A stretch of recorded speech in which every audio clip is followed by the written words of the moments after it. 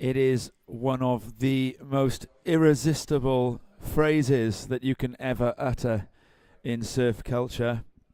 It's the morning of the final. Well, finals. First of all, though, it's going to be the semi-finals. Good morning. Welcome back to day 2 of the 2023 GB Cup. And we're going to be underway almost immediately here. The countdown, you may be able to hear it in the background there. We are underway. It is semi-final number 1. And so starting with 6 heats in round 1, because there are 6 surfers from each country. So 6 heats of 4 countries here. That means that the quarterfinals end up as 3 4-man heats, and then that gives us 3-man semi-finals. So in many ways the hard work has been done by these surfers. You get this far, you get yourself a 3-man heat with only 1 eliminated at this stage now. And this 3-man heat just underway, a 25-minute heat. It is Patrick Langdon Dark from Wales in the red, Max Bennett of the Channel Islands, who surfed very well yesterday, and Aaron Strong, who also surfed very well yesterday. In fact, I think we've got 3 of the strongest performers from yesterday. It's a stacked semi-final. And then when you see the other semi-final, Luke Dillon, Stanley Norman and Logan Nicol, that also looks stacked. I am joined by the Alpha to my Omega, the Aggers to my Blowers, the Korev to my Stout, the red card to my Rugby World Cup final. It is Robert Webster Blythe, and the conditions are pumping. What do you think of the conditions, Rob? Borodar, Tom, good morning. The conditions are no doubt pumping. I'm a bit concerned about that red card to your Rugby World Cup final. It Suggests that might ruin something, as we see Surfer in red, up and riding on a lovely looking left, wrapping back into the pocket there, bouncing off the foam, a quick tap, and that wave's going to section ahead of him, so he opts to kick out of that. That, of course, being Swansea's own Patrick Langdon Dart. An early start for Patrick there, Tom. Yeah, you can see that he strokes into this one. Relatively tame takeoff. Wave's a little bit wobbly. Gets himself on rail, moving fast. And then a nice closeout crack. I think we're going to be in the sort of probably the average range-ish. Up and riding in the white, I can see is also surfer on the front side here. And absolutely shredding here is Max Bennett. I think that one's happened outside of the camera for you guys. But Max Bennett, it's a very, very similar score to Patrick Langdon Dark. Possibly a little bit more fluid in the movement between turns. So that was a wave that didn't come up on the screen, but I can tell you what happened. That was Max Bennett in the white. And so there was a pair of S-turns and a closeout crack. What do you think of that one of Bennett, Rob? It was a good wave. You know, there was actually Probably a little bit better than the first of red, would you say? My instinct was that it would probably come in slightly lower. However, replaying it in my mind, he did have a really good first crack off the lip. A 4.67 for the first of Langdon Dark. And I think with only 2 waves ridden, the judges should be able to relatively quickly drop the first of Max Bennett in the white as well. Probably, the paddle out is not horrendous this morning, so probably a good chance that both surfers will be looking to replace those scores as the morning progresses. As you predicted, Tom, that first of Dark coming in at 4.67, it's somewhere around average, because they know that these guys can perform. They know that they've got a lot to offer, and the conditions this morning will allow them to do so. So judges being fairly conservative with their first score for Patrick, and rightly so, because there's 21 minutes remaining in this heat and plenty of action to come. So it's exactly 1 point of difference between the 2 rides there. First of Max Bennett, a 5.67. So first blood to Max Bennett over Patrick Langdon Dark. And meanwhile, Aaron Strong, he doesn't get any points yet, but he now has priority. And there are some very, very good looking waves coming through this lineup. All 3 surfers now have ended up having to duck dive that set that came through. There are still some of these big rogue sets coming through. All of our commentary team did a bit of surfing yesterday in the latter part of the day, and it was very difficult, I can confirm. Huge paddle out, but pretty exciting waves once you got on one. That's right. You got a taste of the competition conditions, Tom. Oh, an exact taste. I was, I think I was the furthest You were north of in the anyone in the contest area. area. Yeah, I was duck diving away, and I thought I'm going to be in the contest area in a second now. 20 minutes remaining. As you drift in, what happens is that the PA system suddenly becomes crystal clear to you, and then you know it's time to do the paddle of shame. So I think we closed commentary yesterday by saying that all of the heats this morning will be stacked, and they surely are. In this heat, we see in white Max Bennett representing the Channel Islands. In red, it's Patrick Landon Dark representing Wales. And in green, Aaron Strong representing England. Coming up in the next heat, it's Luke Dillon in red, Stanley Norman in white, and Logan Nicol in green. Stacked heats, and of course they were stacked for the duration of yesterday also, because these are the creme de la creme of British surfing, the pride of the home nations. Each home nation sending 6 surfers to this event. And so from the very get-go, we have seen stacked heats and some fantastic surfing. In this heat, we have 18 minutes and 45 seconds remaining, and it's Max Bennett who takes the early lead, posting a 5.67. Shortly after, Patrick Langdon Dark in red posted a 4.67. Aaron Strong, the surfer in green, representing England, yet to post a score, but time aplenty remaining in this, so expect some fantastic action because the conditions are indeed fantastic. Aaron Strong yet to ride one. Surfed really well in the first round yesterday. I think that was the highest score of the event. Aaron Strong's performance in the first round. Very powerful, natural foot. Strong also already qualified for the ISA World Games on account of being the highest ranking of the British surfers on the European QS. And Luke Dillon, the other who's already qualified. So the winner of this event in the men's will fill that third slot, unless the winner is Aaron Strong, in which case it'd be whoever comes second. Unless the winner is Luke Dillon, in which case it would also be whoever comes second. And then there's a third unless there, which would be if it was Aaron Strong and Luke Dillon in a 1-2 in this event, then the third place men's surfer would qualify for the ISA World Games.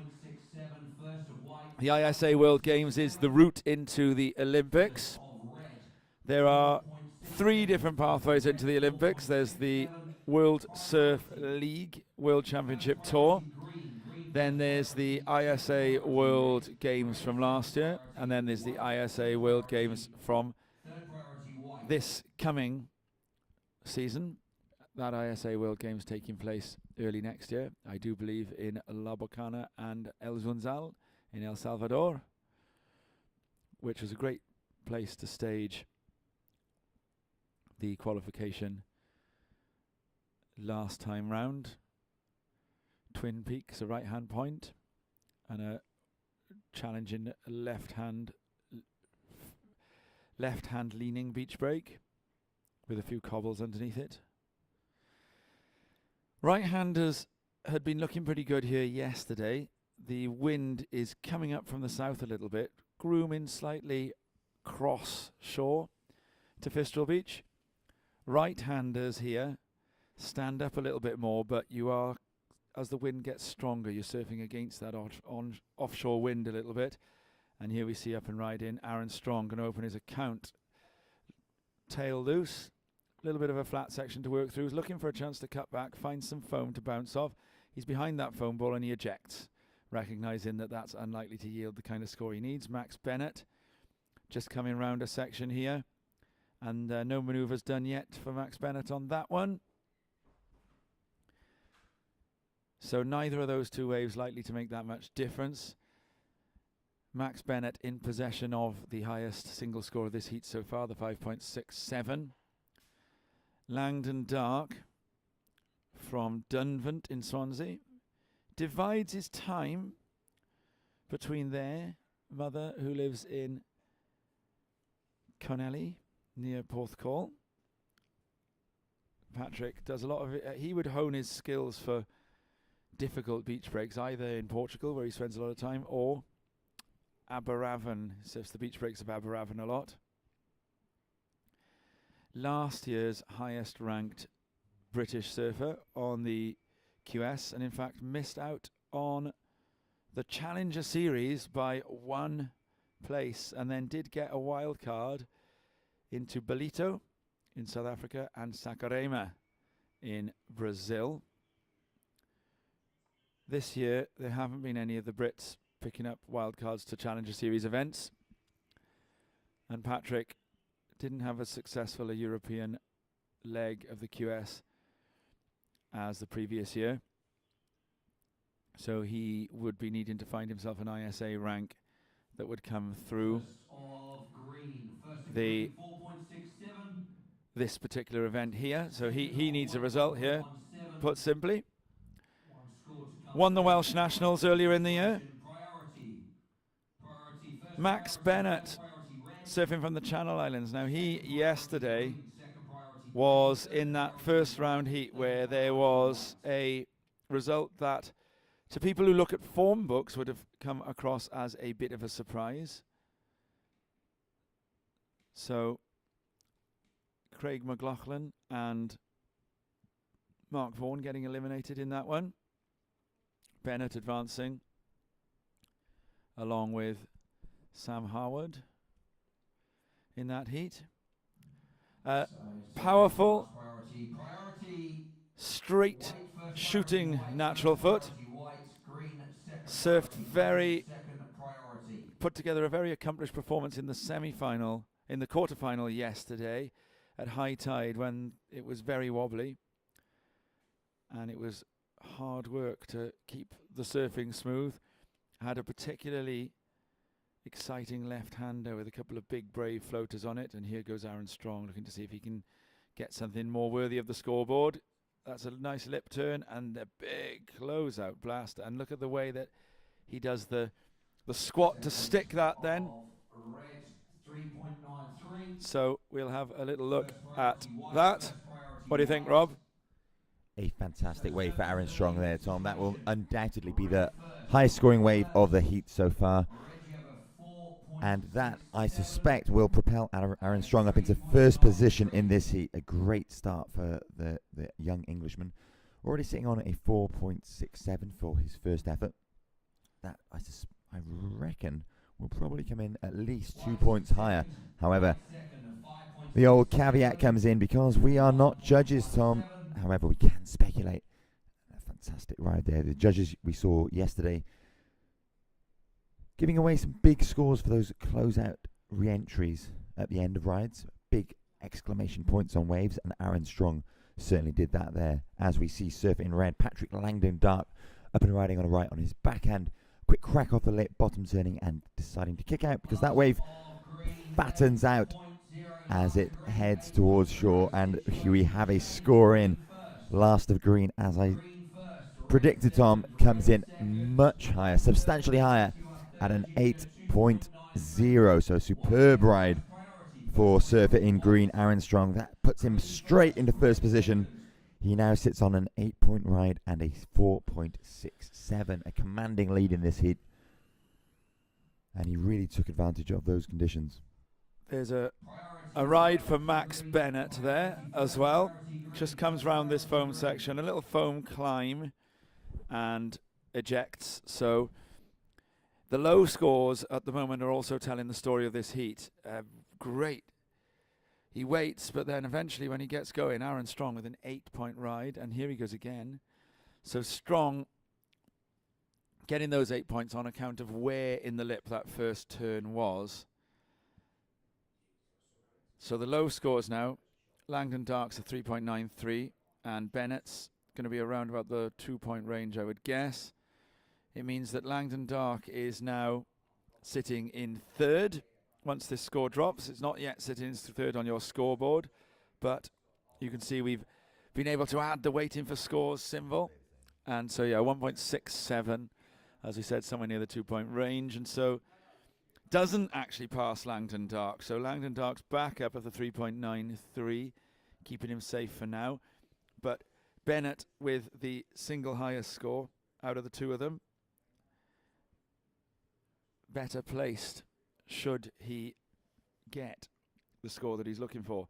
Rob, you'd always want the single highest score at the midpoint in a heat, wouldn't you? Under your belt, doesn't that give you a position of authority, or would you rather be in the advancing position? No, I mean, clearly you'd rather be sitting on the 8-point right on the highest scoring wave. In fact, I think perhaps the highest scoring wave we've seen of the event so far. I'm not aware of anything going into the 8. Yeah, Aaron Strong is in a very strong position. Yeah, but out of Patrick and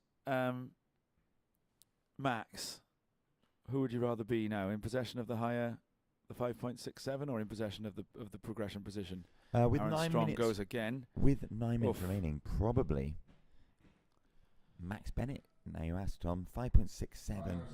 Although it is only a point difference, and we know that Patrick is capable of posting big scores, so it's all to play for here. 8 minutes and 50 seconds remaining. So we just had a ride here for Aaron Strong again. So now this really will put him over the corner and around the horizon. It's the wrong way. Over the horizon and around the corner. There he goes. And it's probably, I would say, likely to replace his 4.67 backup score. So I think Aaron Strong is going to be, he's going to have one of his natural footed feet in the final already when this one drops. And so it's going to be eyes on Langdon Dark and Bennett, who are going to be in a two-way surf-off now. Langdon Dark, of course, does have an air game.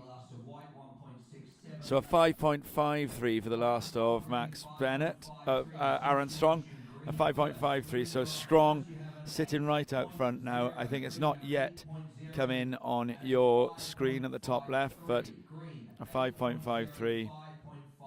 So as soon as that does update, and there we are, you've got it on your screen now. You can see that where we're left is that Langdon Dark is looking to play defense on a 3.93, and Bennett looking for only a 2.93. Aaron Strong is going to keep busy and go again. There's a nice section on this, a bit of a bowl. Opts not to go for the lip crack. 7.5 minutes remaining. Now out of the two surfers who are fighting over that second position as things stand at the moment, you're right, Rob. I think being Max Bennett would probably be the more advantageous position, because Max Bennett has got priority. And if the wave comes now, Langdon Dark's going to go under priority. He's going to swoop, looking to see if he can get higher than a 4. Nothing ventured, nothing gained, although he could lose his priority to Max Bennett, who's also paddling out. You don't really want to end up in third priority at the moment, although there's a bit of room in the lineup for surfers to spread themselves out and to move around.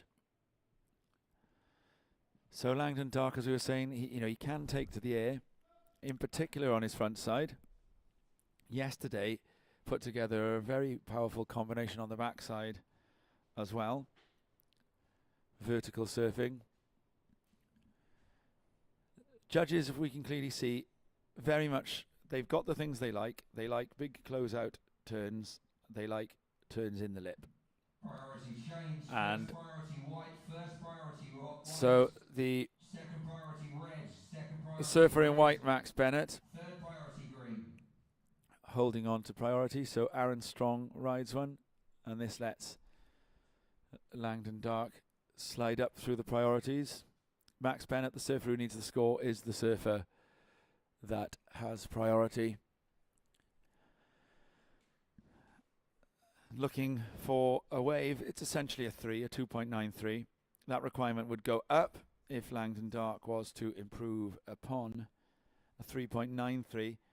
Now, when should Max Bennett pick up that score of 3 or more, whatever he posts over 3 points will essentially be what Langdon Dark will then require over 4 points.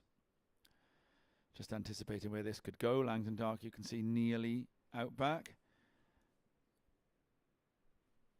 Strong and Bennett sat together. Langdon Dark's going to ride one. He's going to go to the backhand. Finds a steep-ish section here. Turns under it. A lip crack. Probably going to improve on his low score with that one, I would say. Langdon Dark carrying a low score of 3.93. So we'll have a little look at the chances of that happening. The judges will go and have a little bit of a think. So Langdon Dark just under the lip there, but moving fast, keeps the flow, and then that's 12 o'clock. Whitewater bouncing around him. You see the surfers in this heat taking real care to make sure that they prove that they've stumped out of things. Yesterday we saw 1 or 2 situations where surfers had landed final manoeuvres and had left it a little ambiguous with the judges, the extent to which they'd ridden out with control. But you see that the way that Langdon Dark at the end of that wave there is absolutely sure that before diving off and beginning a paddle back out, he's demonstrated that he's got absolutely, definitely there control of the surfboard. You need to show it for a nanosecond. As you can see, there Max Bennett now. This is his attempt to get the score, and he is going to need a little bit more than the 2.93 by the time Langdon Dark's score drops, I would imagine. I'm not sure that he got that. And beautiful day now. You can see a little bit of a rainbow going on. It was stronger a minute ago, but there you can just see those rainbow colours. We've got wind, we've got sun, we've got rain, we've got all seasons in one day. And beautiful beach break peaks rolling through. Tom, may I make a prediction? Please do. I think if, with only 3 minutes and 10 seconds remaining in the seat, I think if Patrick Langdon Dark is to get another wave, I predict it will be a left, and that's being thrown straight out the window. He's already on a right. Because he's up and riding on a right, gone straight into the lip. Foam climb. Bouncing off the foam there. That's not going to drop into his top 2 as we see out the back. Surfer in green. Aaron Strong up and riding on a lovely looking wall, racing down the line, hoping that this wave walls up ahead of him. Unfortunately, it doesn't. With Langdon Dark improves. 4.33. So that wasn't for his last. He still has that one was to the drop, one the one before. So with 2 minutes and 40 seconds remaining, if Langdon Dark gets another wave, and it is a left, right, I think he's going to take to the air. Because I've seen him eye a few, and he's kicked out early on, knowing that that section's not approaching. I think you're right. So it ups the requirement for Max Bennett now. So rather than needing the 2.93, because Langdon Dark has improved by 0.4, Max Bennett now needs a 3.33. So his requirement has gone up by 0.4 as well. So essentially every point that either Langdon Dark or Bennett scores onto their tally total is a point that the opponent then requires on their tally total. And it boils down to that first score between the two of them, the 4.67 and the 5.67. The point of difference. That means that amongst these backup scores that the surfers are looking for, Bennett is always going to need 1.0. No, he's going to need 1.0 less, yeah. And Langdon Dark can't finish on a tie with Bennett as things go, because the count back would go to the highest single score belonging to Bennett, the 5.67. So Bennett would be able to tie Langdon Dark. And here he goes, Max Bennett looking for a 4.33, smooth on the rail. This will need to be a big turn. It's quite a big turn, and then we got to close out. That is going to be very, very, very close. Too close to call, they would call that if it was an American election. Rob, I am going to put you on the spot. What do you reckon? 4.33?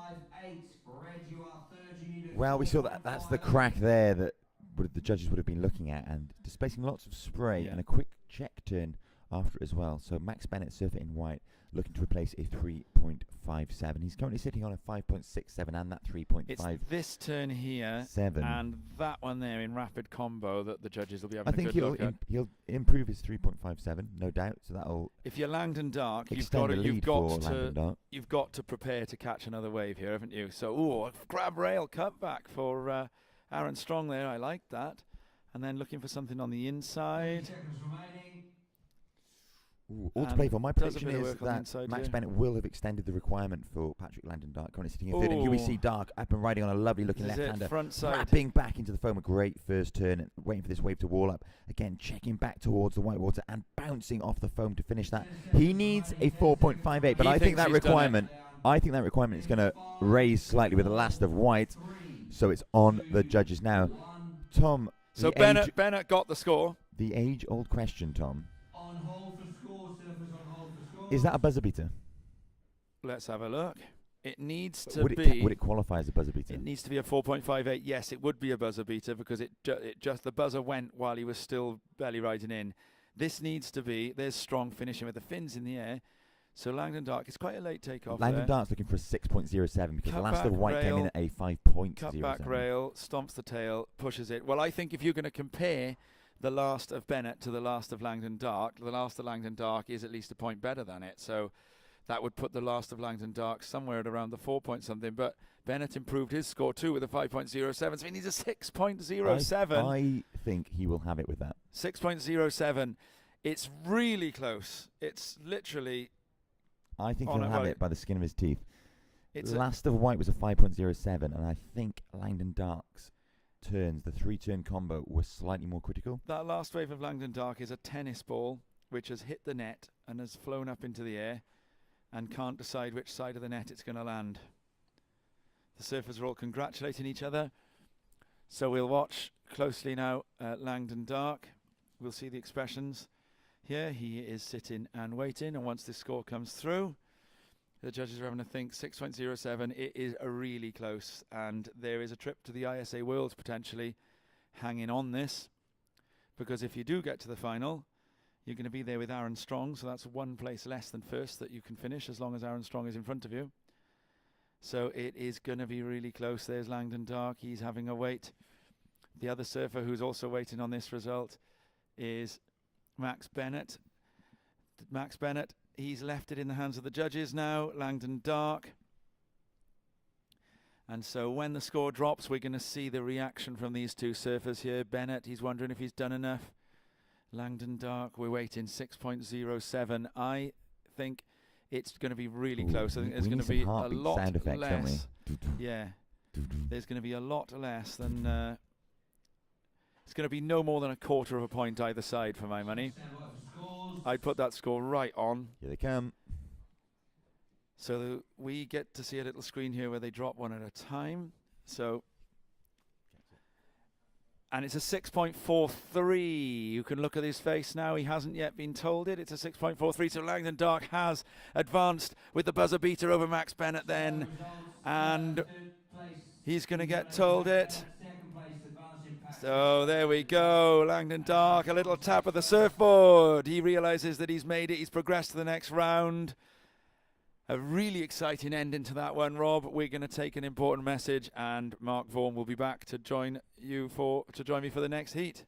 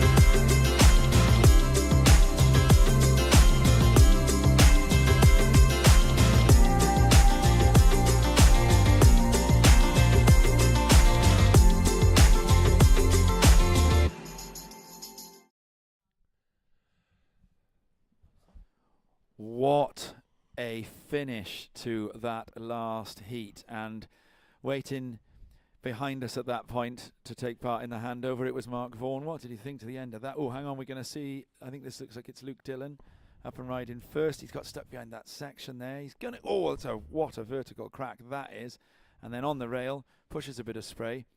He's going to see if he can get the reform through to the inside here, and a big closeout smack. So missed the first section, but got some work done really well after that. Let's talk about the last wave of Luke Dillon. We'll have a look at the replay first, and then we'll talk about the last heat too. Good morning, everyone. Well, let's watch Luke here. Just catching the end of this ride, I think. And yeah, he did put some lovely work on the... Oh, here we go. Replay up. So he gets a little bit caught behind, but bang, look at that. 12 o'clock, and a bit of tail release there as well. Nice little setup turn for this inside. He's eyeing it. What has he got in store for us? A nice big backhand whack. So... as you say, Tom, what an exciting finish to that last heat. It was, well, I was holding my breath, obviously, as my countryman Patrick. I wanted to see him progress. But I must say, Max Bennett has impressed me all weekend. And so, here we go. Here was Stanley Norman. Oh, what a smooth frontside carve that is. Gets himself right into the pocket. Fins up. Slight bobble in the white water as he comes down. He's going to stay with this one and milk it through, looking for an inside reform. Gets a bit of speed. It's gone a bit foamy. Tail up and out. And doesn't quite stick that at the end there. Well, it's a great start for Stanley. I like that first carve. First carve was excellent. On rail, wrap in, speed, power, flow. Let's have a look at it. Watch this replay now. So we've got queued the up as the ending finish. here. I think we might have a shot at the very beginning there. Oh, that's the second turn. Yeah. But again, what's interesting today, Tom, is that we saw it's different conditions today, and I'm sure you touched upon that, but having watched what's been going on in that first heat, very different ways, and people that have been in for a surf are saying what a different feel it is. So just having a little selfie here. Yeesh. Great day of action ahead, and we've got a paddler. We've got Logan Green. Nicol opening his account here. Bit of spray, setup turn, and a big crack. Oh, it was about 12:30 that was, wasn't it? Or 11:30, what do we call it? Well, let's see what the replay shows us. But, yeah, nice opening little setup turn, and then, yeah, he went for the big closeout finish. Let's look at this. Yeah, so a little bit of a tail turn, and bang. Yeah, more nudging towards maybe 130. But, yeah, nice big outside move, and I'm fascinated to see where the judges will go with that exchange. I think Stanley certainly got the best of it. Luke, 2 big turns. I think Stan maybe shaded that, Luke, and then Logan. But Logan's outside turn, so we'll see where the judges go with that. Well, it'll be a learning curve for us when we get the scores of Luke and Stan. There they go, they're through. through. Very similar. They're through. Yep. So, yeah, Stanley shaded it by 0.67. I think if he'd stuck that last turn, he would have just upped that by another... maybe 6 points. And Logan, he had a way before that last one. Got a 2.5. So we'll wait for his score. Yeah, Luke, 5 points. And Stanley, a 5.67. I called Stanley Morgan a couple of times yesterday. I don't know what went on there. But it's, of course, Stanley Norman. It's got a ring to it. It has. Well. Yeah, so Logan... very, very close. They've given Logan a 5.5 there. Now, I'm not sure whether that 5.5 for Logan is a wave that we didn't see. So I would say think it's that last one. You think it's that last Yep. one? One thing that we know from the ISA judging is that, you know, if you've been watching the World events or even the European Surfing Federation events, when you look at that rule book, the judges do look for that big outside turn. And that's one thing I would say is Logan put it up there on an outside set. And I think the difference between him and Luke had that he had a bit of downtime, got caught behind a lovely sort of backhand vertical attack, and then an inside finish. And they clearly are looking for the bigger, more committed turn out the back. And that has been rewarded with a 5.5. And when you think of the work Stanley did on his, he's just come slightly under that. So it shows how uninterested the judges are in what goes on the inside. Yeah, definitely. It's all about putting the risk down right out the back. And Logan did that. And he's been rewarded a 5.5. And he is our early heat leader. Apologies to our viewers and listeners if I sound a little croaky this morning. I fell asleep with the radiator on full blast. I feel slightly dehydrated. Oh, it's never nice when that happens. I do like to be warm when I sleep, but that was, I woke up. I was like, wow. It did feel like the Bahamas in my bedroom this morning. Did you have your socks off? They make all the difference in that situation, you know. Well, there's a story in there, Tom, because I woke up with Tell my it. socks still on. Oh And dear. they had to be removed. So you had socks on and the central heating all night long. I think it was a long day. I think we lose a lot of hydration and humidity through our feet, you know, Mark. So I'm not someone that generally likes anything on my feet. Shoes, socks, anything. I tend to be Sand on my barefoot. feet. Oh, don't. My pet hate is sand. No, I like sand on my feet when I'm staying in a hotel because it doesn't You really don't have to matter then hoover. if it's on the bed and I haven't got a hoover, you know. Yeah. And I did have a bit of sand in my feet last night. It was very nice. See, Dylan there is asking for an update from the score situation. So, Luke Dillon, one of our two surfers who has already, or two surfers who have already qualified for the ISA World Games. So in the last heat, Aaron Strong, he's already qualified. Luke Dillon has already qualified. So this is off the back of their positions on the European QS. So if Dillon and Strong are both in the final and they come 1-2, then you could end up going to the ISA Worlds by finishing as low as third in this event. Langdon Dark getting the advancement there, and here we go, up and riding Stan Norman with that trademark Goes for the air. hooded steamer. Yeah, it is a bit of a trademark. I do see a lot of stand surfing in that hooded suit. Maybe that's. I think it was Wayne Rooney that was wearing his gloves for a while, and he felt that they gave him good luck, and he was on a scoring spree, and he didn't want to ditch the gloves. I think he was still wearing them in June. Sports people can be superstitious, can't They they? can indeed, and. What goes wrong for him here in this attempt at Nair? Well, I think he realises that it's a one-turn wave. He's looking for a big finish. He knows that's going to get a score. We got a rider, Logan Nicol. That replay's finished, and I'm just going to call this because Logan's done 2 frontside carves and an inside forehand finish. Re-entry Well, I floater. think that's better than his 5.5 Well, for me. but But here it's we going to go. be there or thereabouts, isn't it? Well, if you compare that to Stanley's first wave, where the judges awarded a 5.67, Yeah, it's probably around that. yeah. I think he got a little bit more done than Stanley in the first bit, and then didn't bother with with that long inside difference. So It was very smooth, interesting to see. clean surfing. it was Stanley's was a little bit more radical, but and a bit on edge. But joining the dots. yeah, it was because he was so on edge. It was a little. He was recovering a lot of the Yes. time from his turns. And what do we know? 4.97. So it Yeah. was there or thereabouts, but it's gone in at a good half a point less than his first wave. It does mean that Nicol is in the heat lead as things stand, but with just under 16 minutes remaining, there's plenty of surfing still to be done in this heat. And I would imagine that the scores on the doors at the moment for all three surfers, well, obviously it's not going to be enough for Dylan, but I would imagine that both Nicol and Logan would be vulnerable at the end of the heat if they don't improve what they've currently got. Well, Logan's essentially bagged a pair of 5s. Just a tad short with a 4.97 and 5.5. So he's in a decent position. Once you get into double figures, that always puts you in a reasonable position to progress.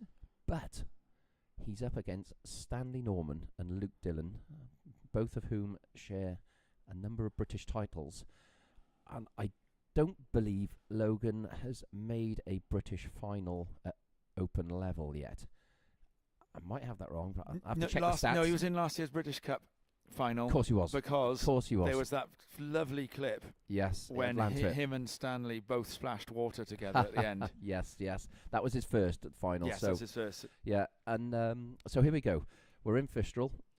You've got Luke on his home break. I'm going to call that it's a bigger deal for Logan in terms of his career to get to a final at Fistral than it is to get to a final at Lantert. So I think this is still potentially a breakout result for him, even if he has already been in that final. Yeah, I definitely. This is a really tough beach to surf if you're not familiar with it, and to just pull up and into town and Yeah. expect to get to the final when you're against the caliber of surfer that he is.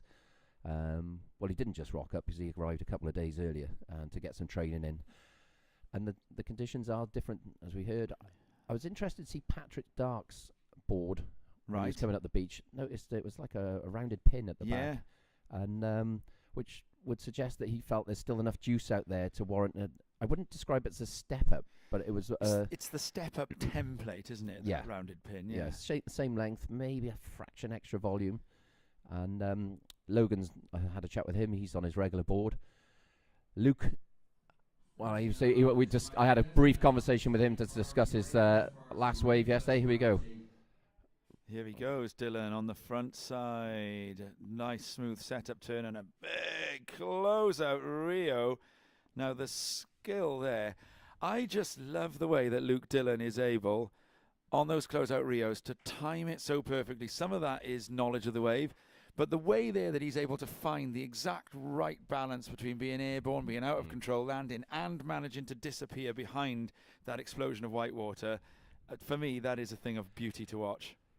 It is. As we watch a replay, so bang, big snap there, and comes down, and as you say, disappears in the white water. Has he made it? Of course he has. Strength, that core strength that Luke has.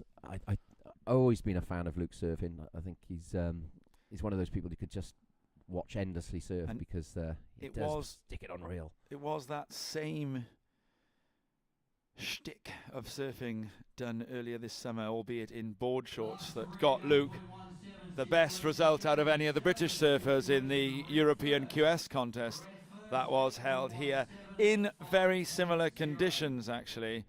So we're now going to turn our eyes back to the surfers in the lineup. Dylan has jumped himself up into the lead with that wave. So that last of Dylan, an 8.17, and Mark Vaughan, I think that Luke Dillon was thoroughly good value for that 8.17 then. 100%.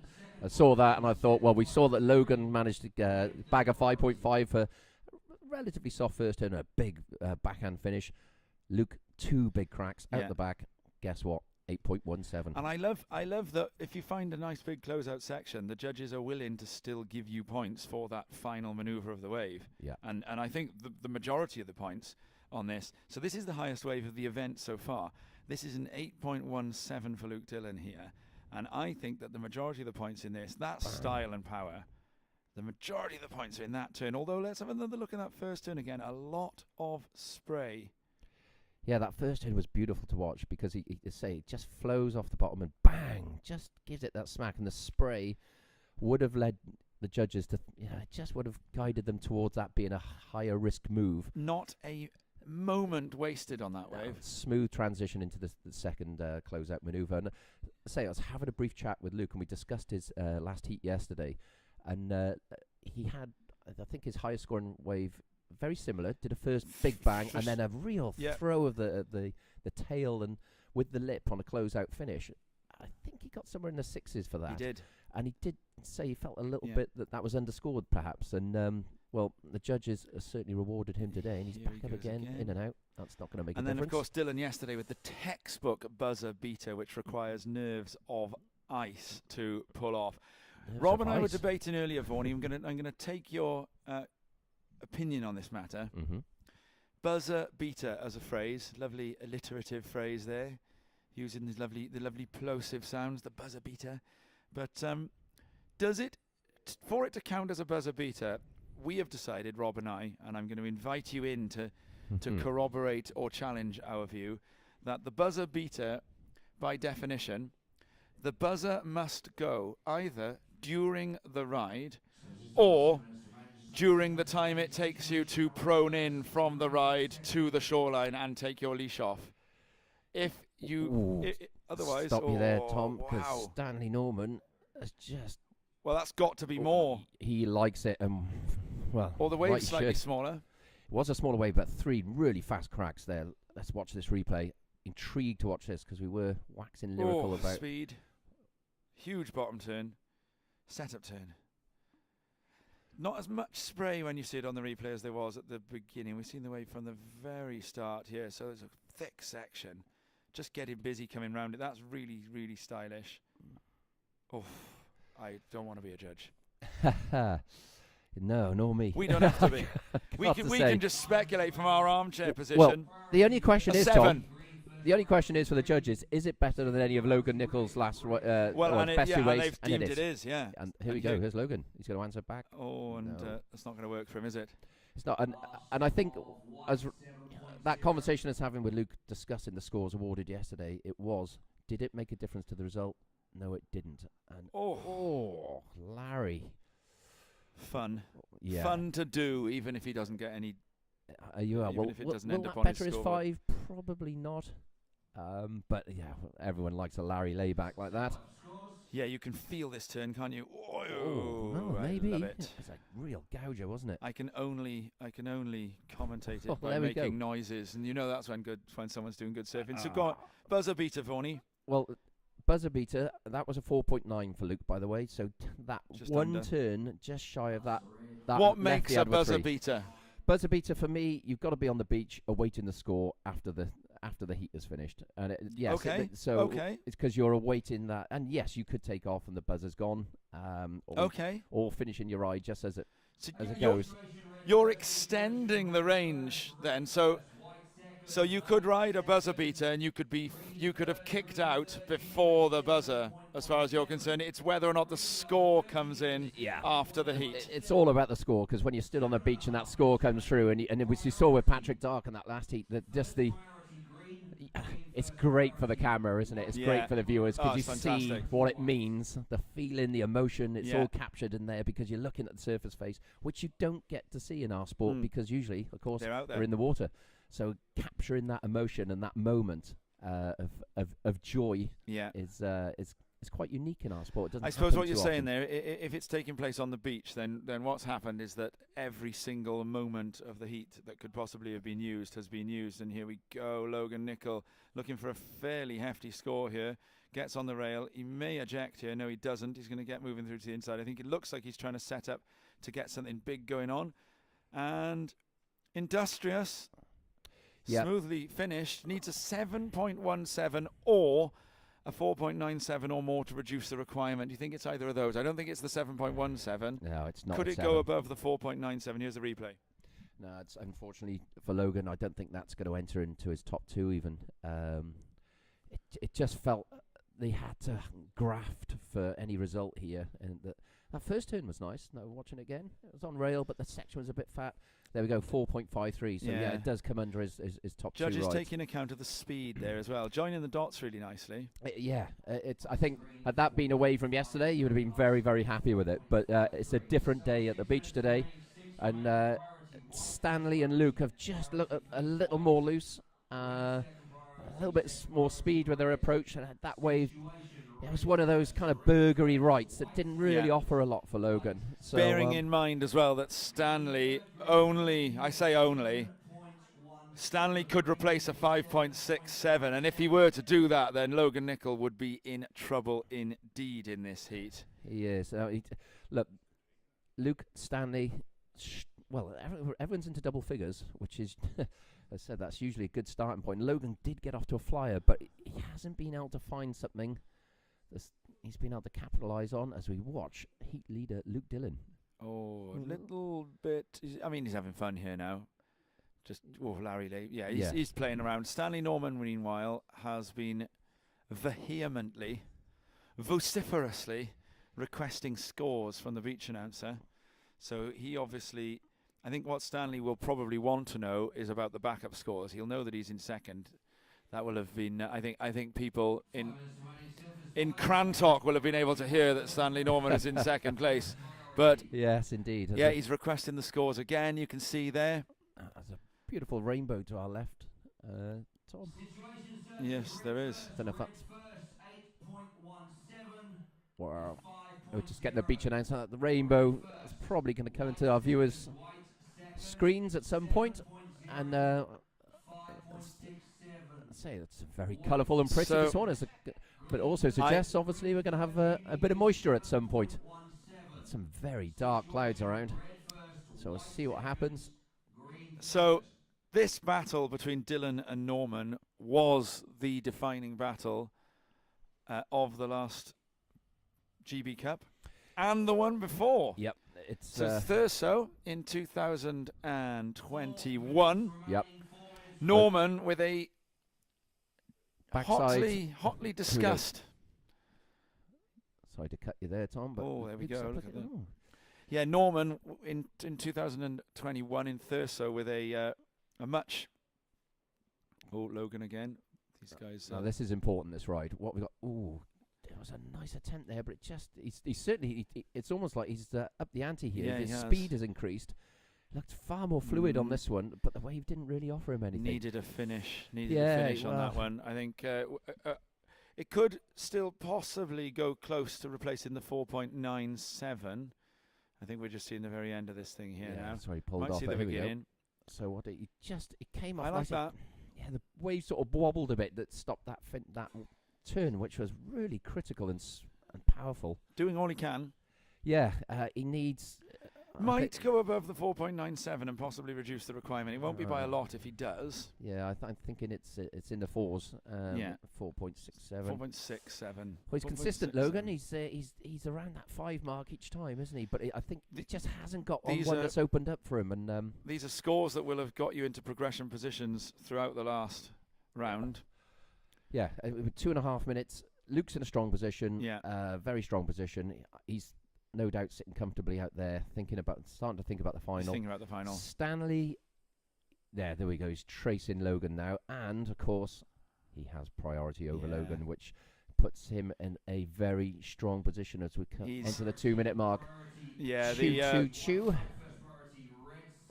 this heat is not over, but the odds are lengthening for Nicol with every 10 seconds that bleed off that clock.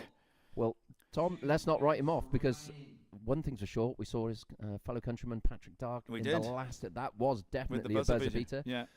It just takes Well- one ride, and he's in it. He's certainly not out of the He's out of the running. got the surfing. That score is in his range. It's absolutely in his range. The real danger would be if a really obviously good wave was to come and Norman uses it for priority and then improves on his 5.67, then we really would be looking at a tall order for Nicol. So realistically, what Nicol's going to need to do is get a wave from Norman that isn't obviously a really good one, because I think if it is obviously a good one, Norman is going to go. And then, so I suppose he's got to hope for a priority mistake from Norman, that Norman maybe writes one off and thinks he's not going to get the score on this thing. Lets Nicol go. The section stands up. There's a reform. I mean, we've seen it happen before. Whether we've seen it happen in 1 minute and 5 seconds, but there is a wave coming through. Yeah, I'm just taking to my feet here to see what's coming in the lineup, and there is a set. There's a So bowl coming through. They're They're too gonna far have to on make the a decision. shoulder for this one. Nicol sits very wisely outside of Norman, because if Nicol was to sit inside Norman, Norman would always be able to take off and stop him. So by sitting outside, you force Norman to make the decision. Nicol forces Norman to make that decision. So Norman's got to try and beat the 5.67 here, or otherwise this wave wasn't worth going on. And so here he goes, although he has still kept Nicol off. Norman back and forth, does a bit of work, probably doesn't improve his score. That means that with 30 seconds left, if a wave comes through, it is going to provide an opportunity for Logan Nicol to try and get the score that he needs. He needs a pretty good score, a 7.17. There's but one he coming, has Tom. now got the chance. Nobody's going to be able to stop him riding this wave, although I can see there is no priority at the moment. No, there's Luke Dillon's got priority, so Nicol's got to go away from him. It's all on this wave. 7.1. This is Luke Dillon. Oh, he's gone over the Dillon top. keeps him off. And I don't think Niccol's going to get the chance to stand up. Oh, No, Dillon able to use the priority and keep him off. So the English surfers shut the Welsh surfer out at the end of that one. So we are going to see Norman and Dillon both advance to the final. Now, let's just remind ourselves that last year it was Dillon first, Norman second. The year before that it was Norman first, Dillon second. And so we are going to see a repeat of that epic battle, and it's going to be joined by Aaron Strong and Patrick Langdon Dark. What a final we've got set up here. We're going to move on into the ladies' round after this brief explanation from Joel Gray of GB Surfing about this event and its context. Hey guys, Joel Gray here from GB Surfing. I'm a performance pathway manager, and my role is pretty broad, looking across the whole of that pathway from the early stages, like what happens, what the provision is there, what the needs are, what the opportunity is, all the way up to our elite surfers on the progression squad and what's happening there too. This year, my main focus has been on putting in place with some detail what happens at the early stages. So far, we've invested in all of the home nations so that Channel Islands, Wales, Scotland and England all now have a paid coach with key responsibility in that area. Fact is, junior surfers UK-wide will be having more provision with their coaching, but really our aims are bigger than that. There's a real opportunity, I feel, to think about why can't GB lead in this whole coaching space, something that not only technically improves our surfers, but provides an environment that's super positive, super fun place to be for the surfers, the staff, volunteers, everyone involved in this amazing, beautiful sport of ours. As we step into this new Olympic age, there is a responsibility for us, I think, to look after what the sport means to so many people, but we're not in completely uncharted territories. One of our key forefathers, the Duke Kahanamoku himself, was a 5-time Olympic medalist. So I'm hoping we can follow in his legacy in more ways than one.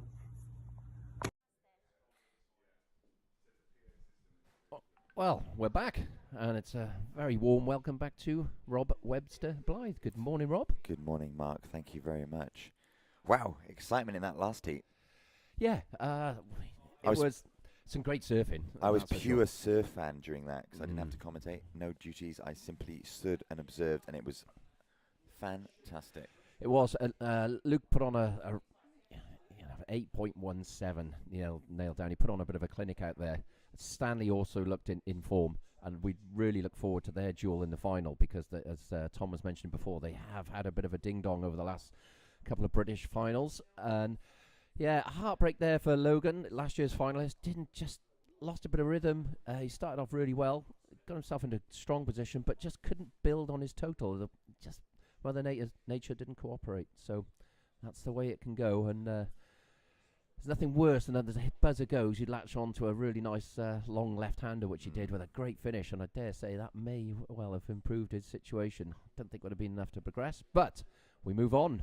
We are now into semi-final number 1 of the women's side of the draw. In red, we have Georgia May Hicks of England, Ellie Turner in white, also of England, and in the green, representing Wales, Emily Williams. And up and riding right now, we have surfer in red, Georgia May Hicks, getting a nice early start. We saw her in her quarter-final mark get a very early start, posting a great score that eventually saw her through.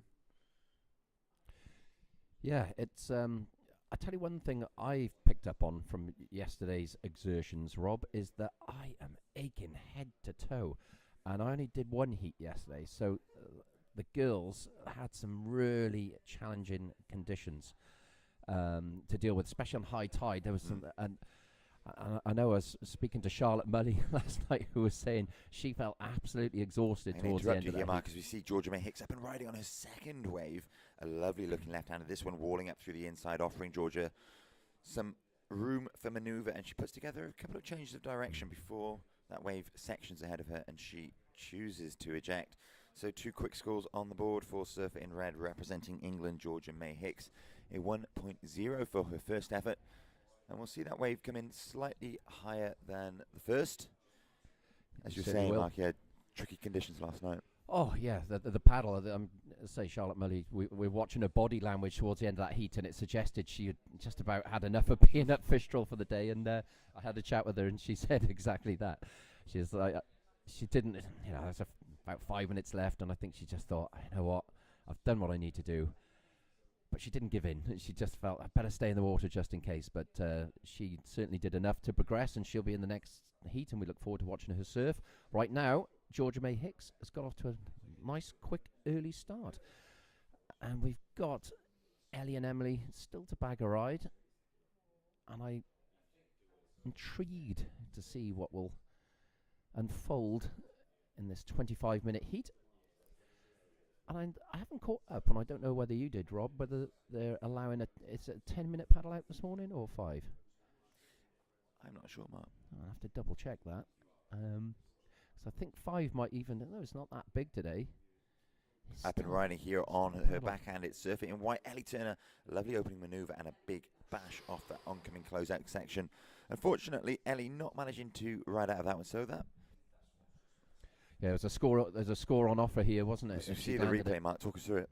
Well, she gets off, nice little crank off the top there, and she's eyeing up this closeout. Bang! Comes down with the lip, and it just hits that explosion of white water that bounces and back up. we've seen the judges really rewarding the completion of those manoeuvres. Mm. So Ellie will be disappointed not to have ridden out to that one. Yep. She However, will. with 20 minutes and 20 seconds remaining, Plenty of time. plenty We of saw time. a very quick in and out ride from Emily as well. Took off on a set wave. It closed out, so nothing on offer there. And I'm sure she'll want to, would like to think she'll improve on a 0.97.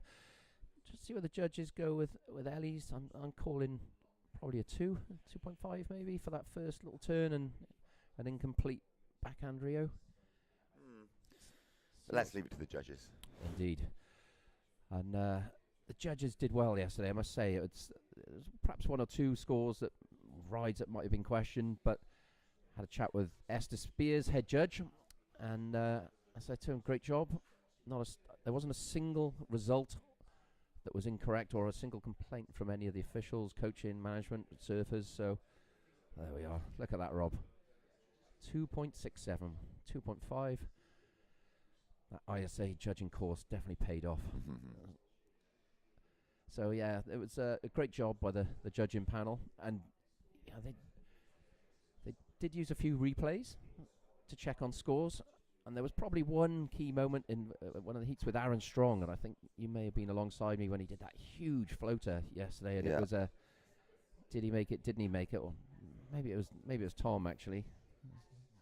I remember watching it.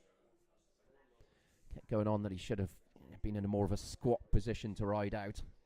But so we do see that some of the big finishes, seeing the surf, they do that kind of stand tall claim. Here is surfing in red. Georgia May Hickson riding on her back in a Nice. nice little check turn there, just to try and trim off some of her speed as she cuts back towards the whitewater here. This wave getting a bit foaming the inside and the lip throwing as she moved towards it there to try and hook a turn under it. The lip just kind of like threw out almost square.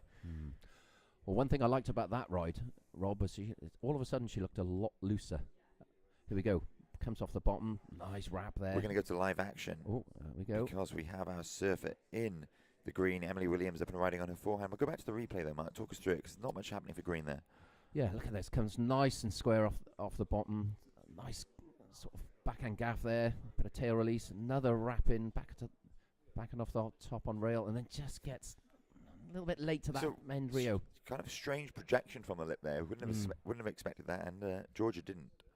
No, you got the side wind as well, which is quite strong. Well, we're seeing a bit of texture on the surface now, so Yeah. that wind increasing as predicted. We should say that the prediction for today was for rather strong wind.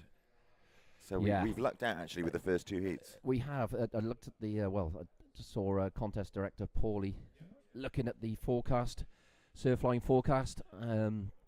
Jamie Bateman giving us all the intel there, and wind was a little bit more favourable this morning, first thing than predicted yesterday. So we got, it's coming straight from the south, but it is going to start to come more and more from the west as the day goes on. But we're in semi-final one of the ladies, one more to go, and then two finals, and our day is done. So hopefully we'll enjoy the best of the day's conditions. Almost certainly. Still rather clean at the minute as we have 16 minutes and 55 seconds remaining. The situation is that surfing in red representing England, it's Georgia May Hicks in first position with a 3.5 and a 3.83. In second, it's surfer in white also representing England, it's Ellie Turner with a 2.67, and in third at the moment in green representing Wales, it's Emily Williams with a 0.97 and a 0.93. Loads of time left in this heat and lots of surf on offer, so no doubt we will see plenty more action, plenty more surfing to come in this, and perhaps a change of situation. Stay tuned. Indeed. Well, casting my eyes south again, Robbo, we have some dark clouds. And as we saw yesterday, whenever that rain comes across, the wind picks up. And we got another rider. Here we go. This is Ellie Turner on the backhand. Carves off the top nicely to set this one up. Another carve. She's eyeing up the inside. What's it got? Third turn here. She's eyeing that inside section. That's a better crack. She'll be happy with that. That's 5 backhand hooks there. Well, she's going to ask the judges to have a very good think about that. Meanwhile, we see surfer in green, Emily Williams up and riding on a fantastic looking right-hander, getting to her feet, bottom turning into that oncoming section, managing to stay strong, driving through it, hooking off the top there, back down into the white water, coming unstuck. Though Emily looking for a 1.71 to move into second. However, with scores still to drop for last of white, Ellie Turner, that requirement will increase rather substantially, is my guess. 5 turns. I'm calling 5, maybe 5 points, 5. There were whilst there were 5 nice turns, it didn't get that sort of big outside. Sort of I think I'm lipper, going to if go you a like. little bit higher with my score prediction. No doubt you'll be right, having sat on that ISA, Oh God, I set myself judging up for a course. fall. as you keep mentioning. Yeah, well, Emily's improved her situation, but she just got a bit caught behind. Came up, bottom turned, and the lip sort of fell down onto her, so she had to go around, dodge that, then hit the wall, and it kind of tapered off, and she tried to jam in a little cutback, and it didn't really happen for her, and she's, as you say, she took off. It looked a real beauty, that wave. And we are waiting with bated breath to see what Ellie Turner is rewarded for those 5 backhand off the tops, and I'm hoping we might get a replay of that one because it was certainly the longest ride. Wow, look at that. That ISA judging course paying off again. 5.0 second of white 5.0. Wow. Colour me impressed. Oh, this is getting embarrassing now. What was your thoughts, Rob? Did you thought I thought it higher? was going to come in slightly higher. So here we go. I've been wrong all weekend though, so Situation, last of white that's why I'm not judging. It's why I have the mic in hand. White Yeah. first, Well- red second, green third, Well, green you are third. this is That 5-point ride, however, does propel Ellie Turner into first position. So Georgia May Does. Hicks in red now dropping down into second. Emily Williams surfing in green, representing Wales, remains in third, but her requirement has increased to a 4.90 to move into that second position and to progress through to the final. 13 minutes and 20 seconds remaining. The sun is shining on the lineup. However, out to sea we see some dark grey clouds, a squall out to sea. yeah. Lots of weather about today. It's a lot of weather, and one of the calls that the officials had to make was whether to include the juniors over this weekend. And what we do know is for the rest of today, we're expecting gale force winds and the wind to turn in an onshore direction. So I think you mentioned Won't it be yesterday, present. Mark. The decision not to run the junior divisions during this contest was not to do with the size of conditions. No. It was to do with time, because Time. the heats having to be extended to 30 minutes to accommodate the large conditions yesterday and the paddle out time meant that the contest would have overrun. Or, well, we wouldn't have overrun because we would have been in darkness. We would, especially with the clocks going back, as we've all gained an extra hour in bed, which I was very grateful for after a long day yesterday, and a couple of amber nectars to soothe the vocal cords after a long day behind the microphone, and enjoyed the Rugby World Cup final. A fantastic final. Yeah, congratulations to South Africa and commiserations to New Zealand. I've a couple of Kiwi and South African friends, so yeah, there's mixed messages this morning on the WhatsApp groups. Looking at the scores, Rob, as we review these, 2.43 for Emily Williams' last wave. When you think how much work Ellie Turner had to do to put in to get that 5, she travelled a long distance. Emily, out the back, it was a bigger wave, took off, just get a bit caught behind, managed another turn. So, obviously the judges are looking for those, the more critical wave face and the bigger waves, and they're rewarding that. So, Emily wouldn't have had to do an awful lot more to have crept that into the 3s or 4s, but she is now only chasing a 4.9. Ellie's got a lead here, but there's not much in this, is there? 0.34 is the difference that separates Ellie and Georgia. Fine margins. Fine margins with 11 minutes and 10 seconds remaining. As you mentioned, it's Surfer in white, Ellie Turner in the lead, Surfer in red, Georgia May Hicks in second, and in green, Currently in third, representing Wales, it's Emily Williams. We And see some sets wrap into the north end of the bay here at Fistral. look to the south here, Rob. There is a definite rain squall coming across, which I'm sure we'll see the cameraman trying to, and they are men, all of them. Well, I'm just glancing out the window and I can see that one or two of the cameramen haven't got their rain covers on their cameras, so yeah, they might want to adjust that. yeah. Look, it's turn around, Rick, turn around. I think is the words I'd be advising to the camera team out there. Hopefully, they're paying notice to what's about to hit them with vengeance. Well, we've got 10 minutes left, and all to play for here. And as you say, Rob, there is a set and a half coming in, and we are expecting the swell to increase throughout the day.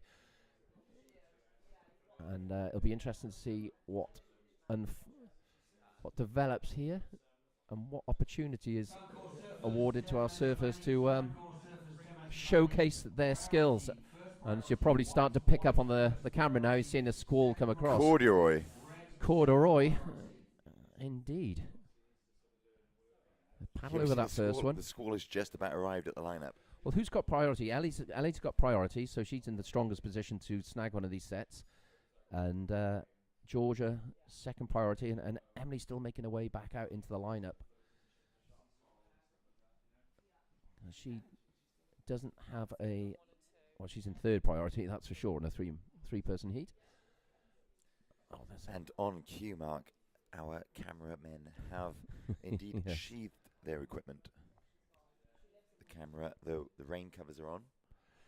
And just they've adjusted their position slightly. I've got a little glance, or a little viewing point of what's coming through into the lineup here, which I'm now being afforded thanks to the adjusted positions of the camera team.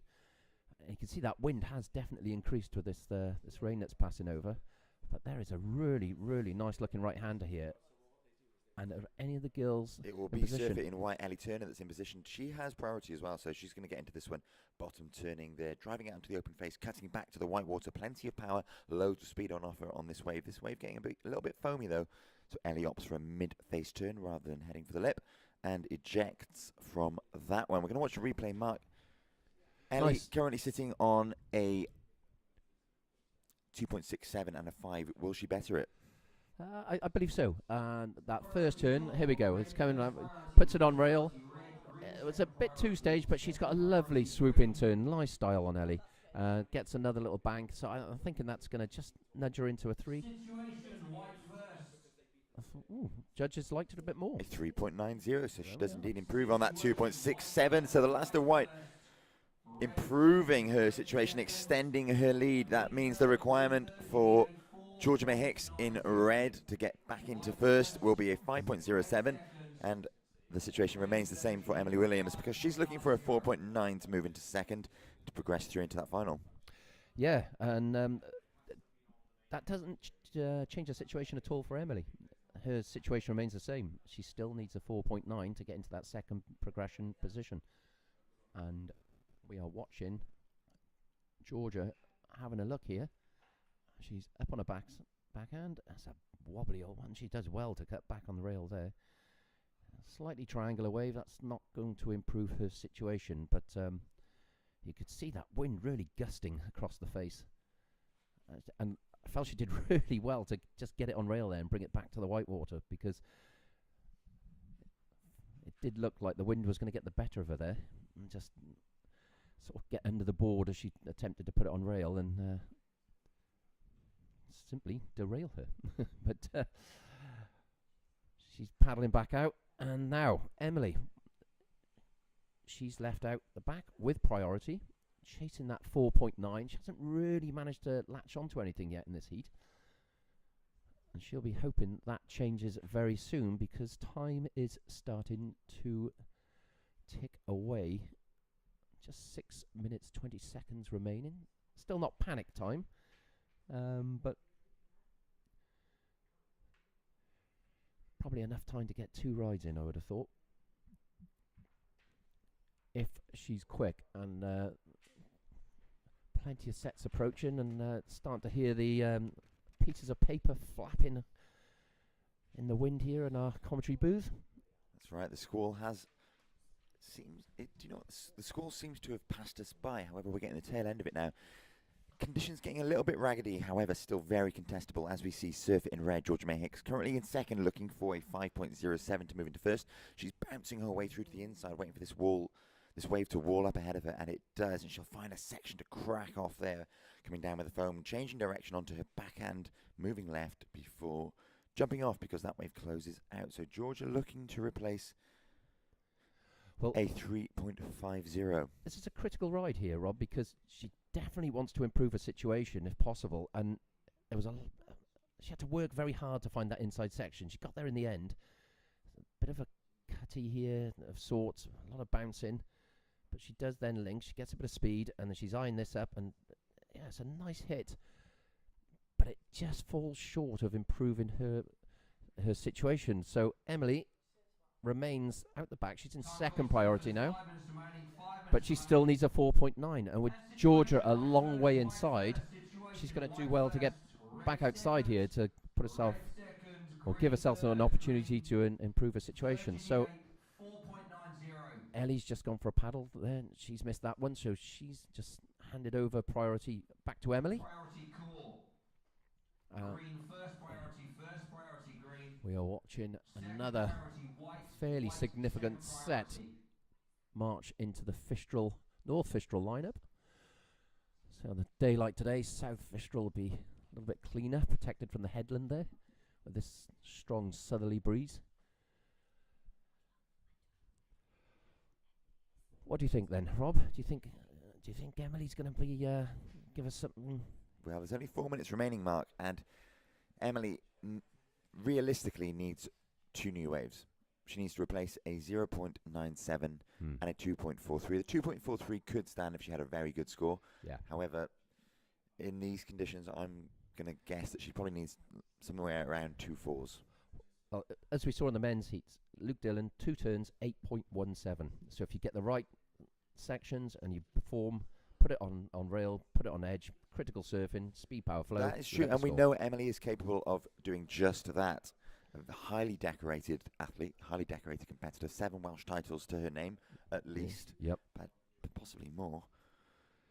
But Yeah. she has oodles of experience, and she'll need to employ all of that experience in order to progress through this heat into the final, because heat leader Ellie Turner, surfing in white, representing England, is currently sitting on a 5 and a 3.90. And in second, also representing England, surfing in the red, Georgia May Hicks, has a 3.5 and a 3.83. Yeah, I just taken to my feet to try and ID where Georgia is in the lineup, because she had that left-hander. It took her a fair way in, but I think she's managed to make it back out. She's midway through.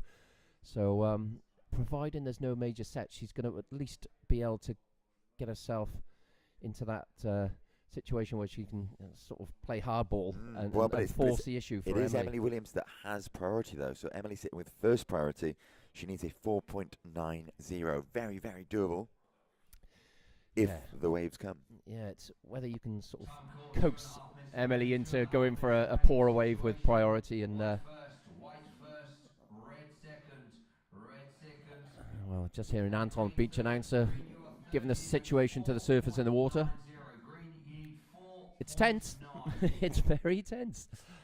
As we've seen in so many heats in this event, it comes down right to the last moments of who can possibly progress. I don't think we've had a single heat where 2 people have absolutely tamed it to the point that the surfer in third position has absolutely or very, very little chance of progressing. There's always been a chance of the third or even fourth place surfer progressing. I eavesdropped earlier, Mark, on a little conversation between a few of the judges, and they were talking about leaving some room for manoeuvre because, as we've mentioned at several occasions throughout the commentary this weekend, we are watching the creme de la creme of the home nation surfing, so we know that they are capable of posting huge scores, and the judges are leaving opportunity for them to extend their performance, to elevate their scores even higher. So if the judges see something that they deem to be excellent, they have left themselves room to manoeuvre. So, as you mentioned, no one's really run away with any of the heats so far. Everyone's been in it right until the very end, and that's exactly what we're seeing here with 1 minute and 15 seconds remaining.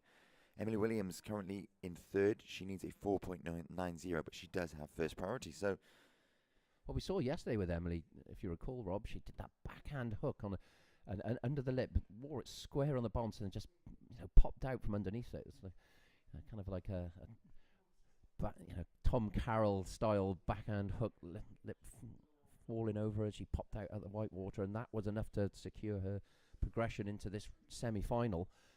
She's in priority. There's 30 seconds left, and Georgia May Hicks. Now this is going to make a difference, because if she bags a significant score here, then that's going to make Emily's requirement even higher. And she's trying her heart out. And Emily... I don't think that's going to improve Georgia's situation, but with only 20 seconds remaining, Emily does need to move now. This is it. There is a wave. She has to get into this, Rob, and it's countdown time. Is she going to get to her feet? This is really, really, really tense. And nope. She's paddled over the wow. 3, 2, 1.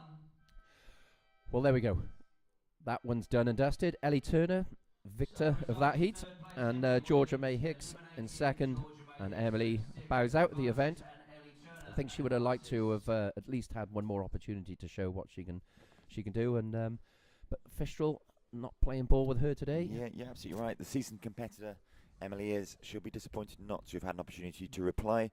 But we are into semi-final number 2 in this heat. We have Lucy Campbell in red representing England, Charlotte Mully in green also of England, and Charlotte Mully in white of England, and Lauren Sandland in green of England. It's an all-English affair. I'm going to share an interesting fact with you about Lucy while we go to an ad break and in between the heats, and you can share that with the viewers after this message.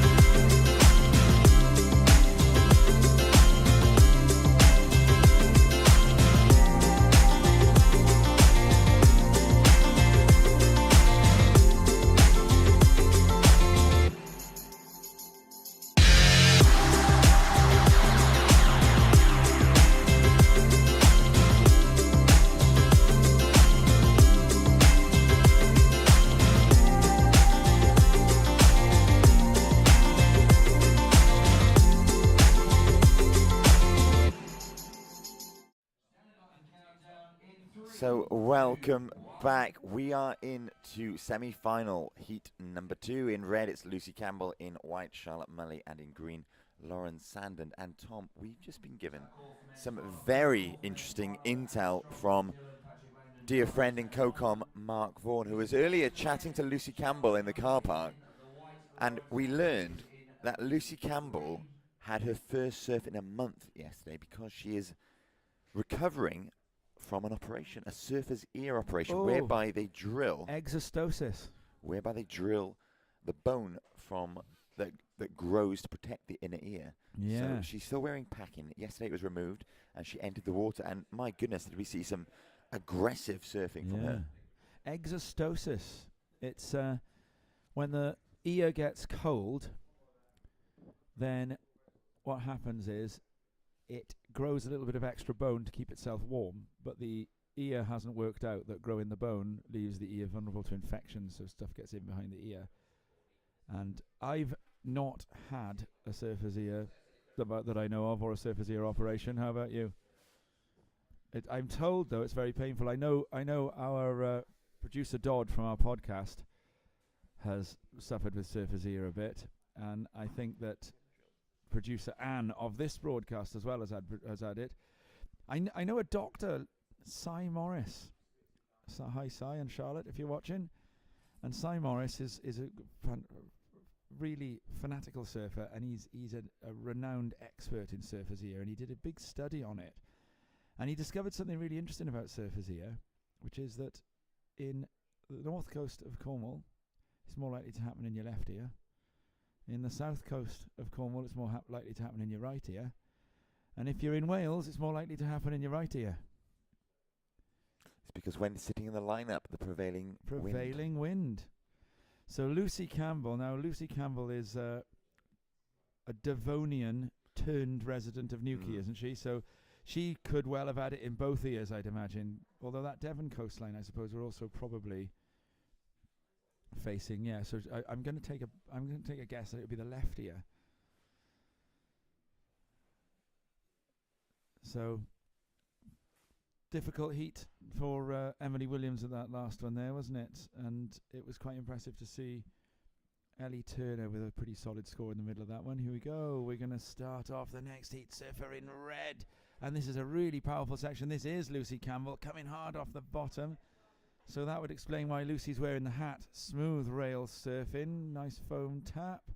And ejects. Nice looking wave.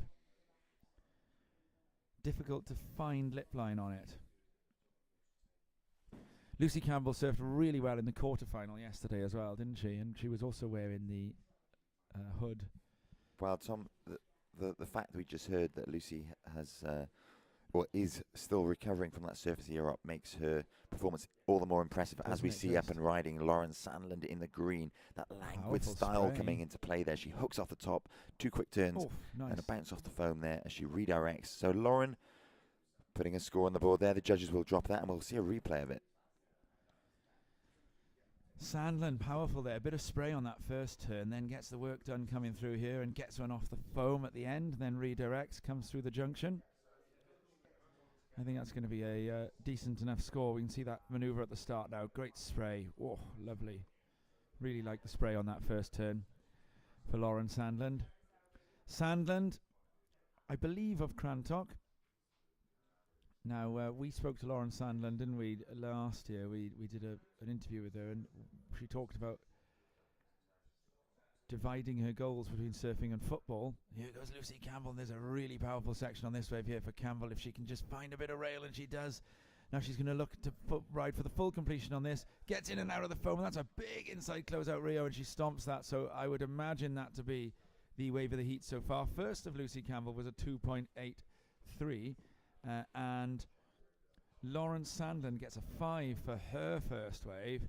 Now this one from Lucy Campbell, though, I reckon is going to end up being quite an important ride in terms of the final. There's somebody riding a wave here as well. This is surfer in white, Charlotte Mully, Tom. Nice. Fantastic turn there, hooking it right in the steep part of that wave. Great. Cutting back towards the white water. Lovely. Plenty more to do on this wave, though, because it's walling up on the inside.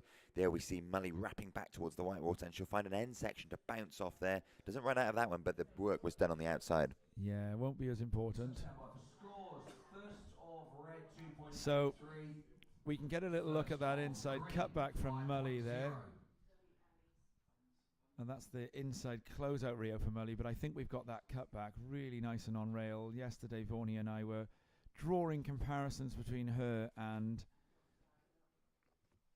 Caroline Marks, Mark Ocalupo, a kind of very smooth, powerful rail game.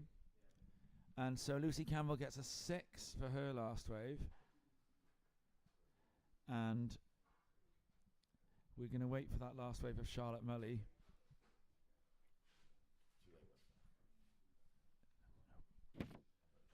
And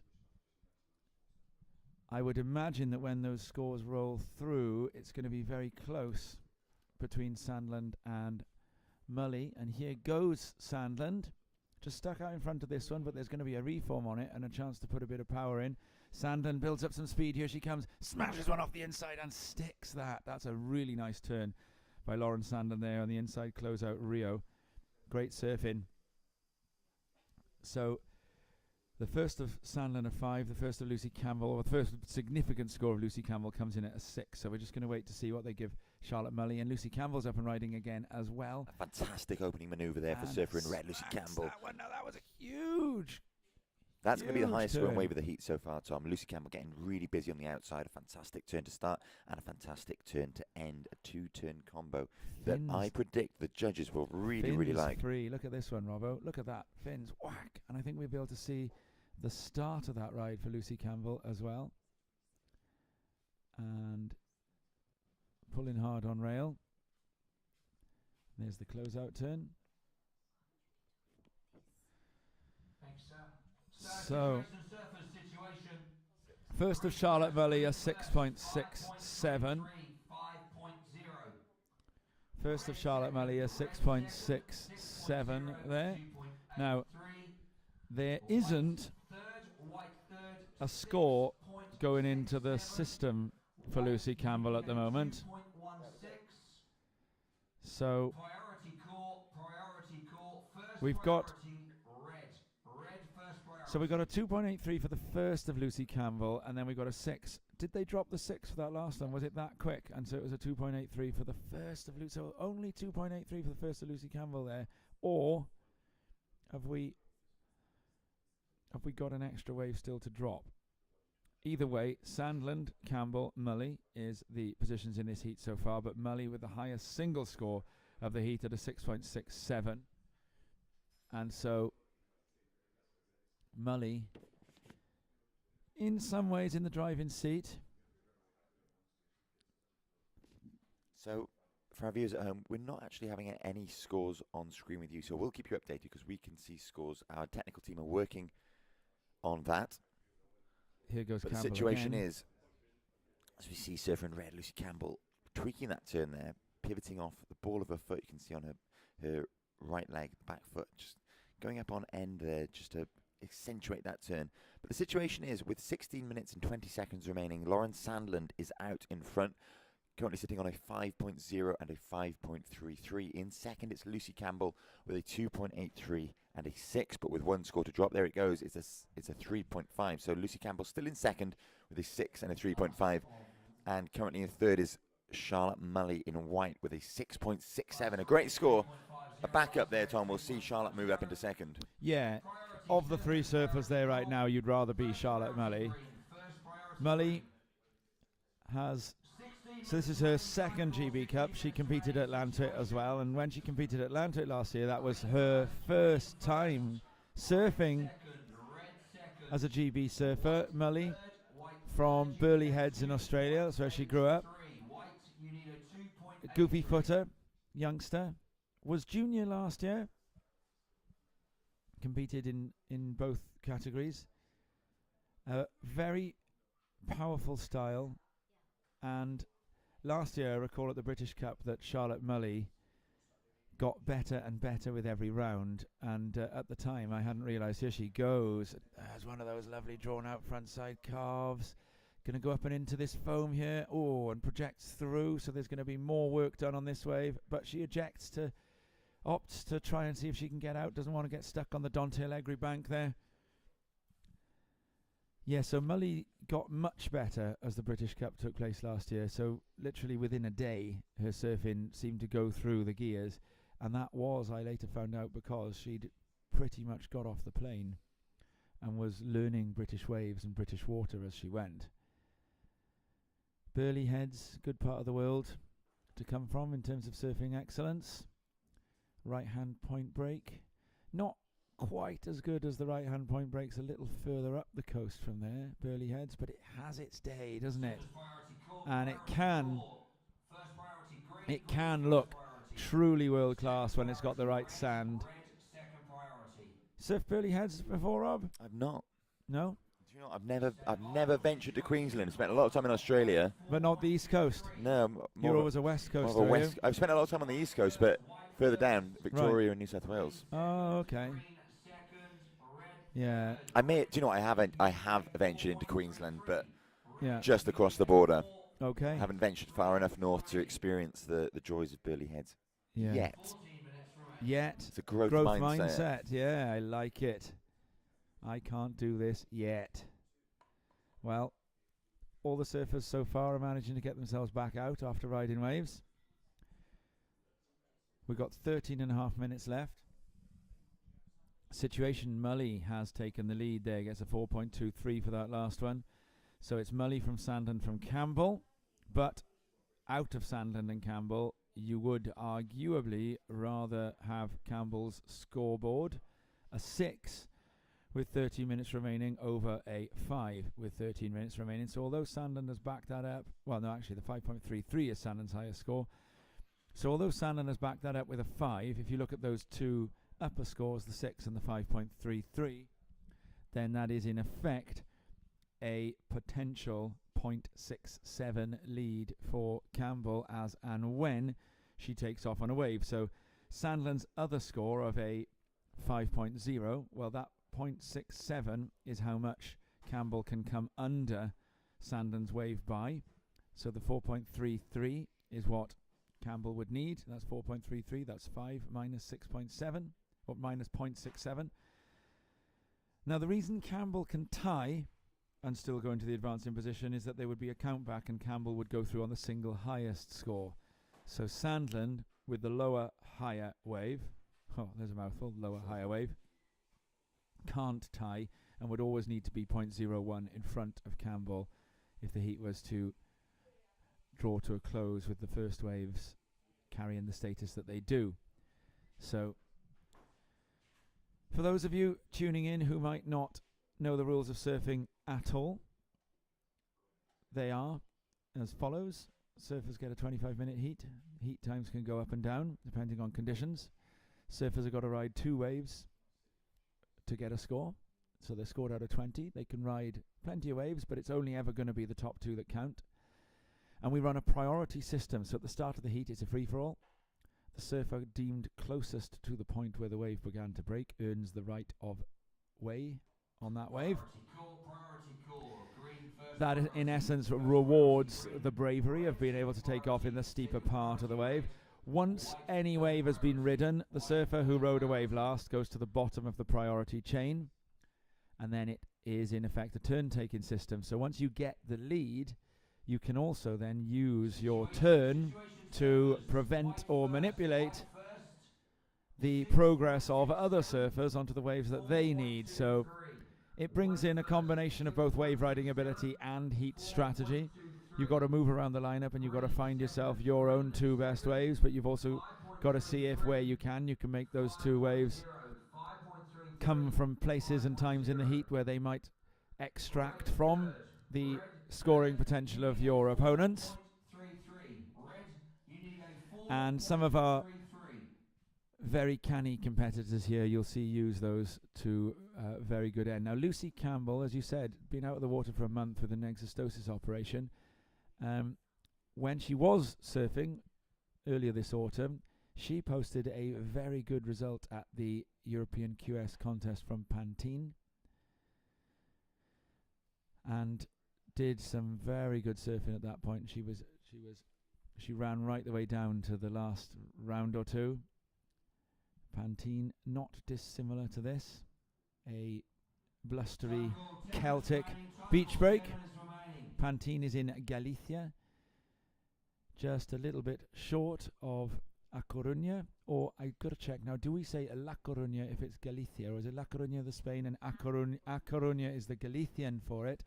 And our director, and here we go, this is Sandland, and Sandland looking to try and see if she can up the requirement for Lucy Campbell, and I dare say that she is going to with this, joining the dots on the backhand here, Lauren Sandland, and this is going to be a very good score, I would imagine. So a 5.0 is Lauren Sandland's low wave. Rob, talk us through this replay. You're absolutely right, Tom. That first turn of Sandland out the back was superb, and then she finished it up with several more manoeuvres. That wave walling up all the way through the inside, so it was really nice and steep. Unfortunately, the replay missed the beginning of that wave, but you can see on screen now Lauren hooking back into the pocket several times. The judges haven't really been rewarding the afters, so to speak, on the wave. It's all about the exclamation point. I think Lucy Campbell's going to need more than 4.33 when that score drops. I've been wrong before. I would agree. Many, many times. I am not a judge, and if I was a judge, I'd be a bad one. And Charlotte Mully, nearly went for an absolute foam burger on that one. It was a wise decision by Mully to pull back.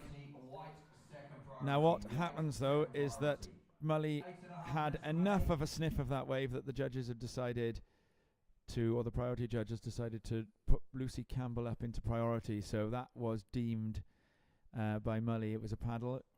And so Campbell now going to have a shot at this one. Now this is quite an important wave. She doesn't know what she needs yet, but it's probably going to be somewhere around the 5 mark. And a huge frontside couch on that one. and then it's going to run out. There might be a chance to do some more work on the inside, but Campbell doesn't take that. I think that that's going to be a bit of a tall order to get the 4.33 there.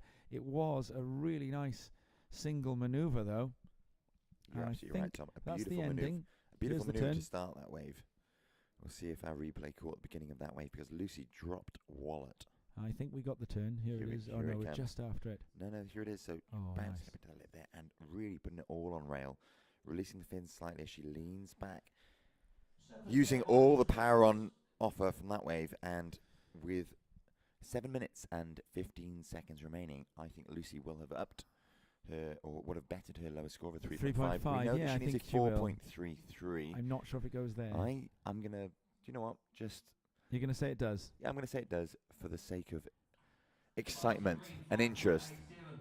Well, it's going to need to be more than 4.33. It's going to need to be 4.91 because the last of Lawrence Sandlin was a 5.87. So, right, you thought it might get the 4.33. I'm going to say, will it get the 4.91? Not quite. No, so I was correct in saying that she improved her situation and bettered her 3.5. It would have been enough had Sandlin not executed some fantastic turns on that backhand wave she just served. Yeah. So, Lucy Campbell gets a 4.7, which was what she needed. But as we said, the requirement had gone up to around about a 5. Yeah, and to be precise, it was a 4.91 that was needed.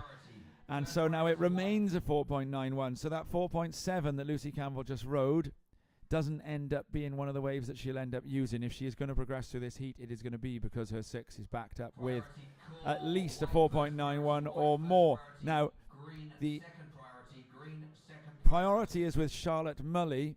So Sandland has actually jumped into first there. So now Charlotte Mully, the surfer who's looking to play defense on second position, and to do that she'd have to replace a 4.23 as her low score, and Mully has priority. Campbell and Mully not particularly near to each other in the lineup at the moment, so priority may not end up necessarily coming into things.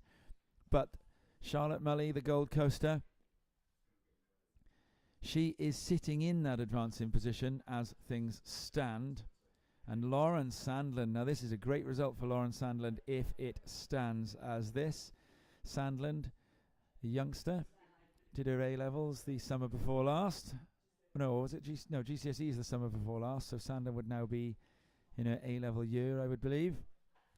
Went to a college down in, I think it was Truro somewhere, wasn't it, where football was part of the curriculum. I'm speaking from memory. I think Lauren Sandlin was a defender, wasn't she a central defender? And we see there Lucy Campbell asking for the situation. And so the beach announcer will give that to her. So you see the surfers put their arms in the air. Lucy Campbell is just hidden behind that wave that you see on the screen there right now. And here she is. You can see Lucy Campbell listening in as best as she can.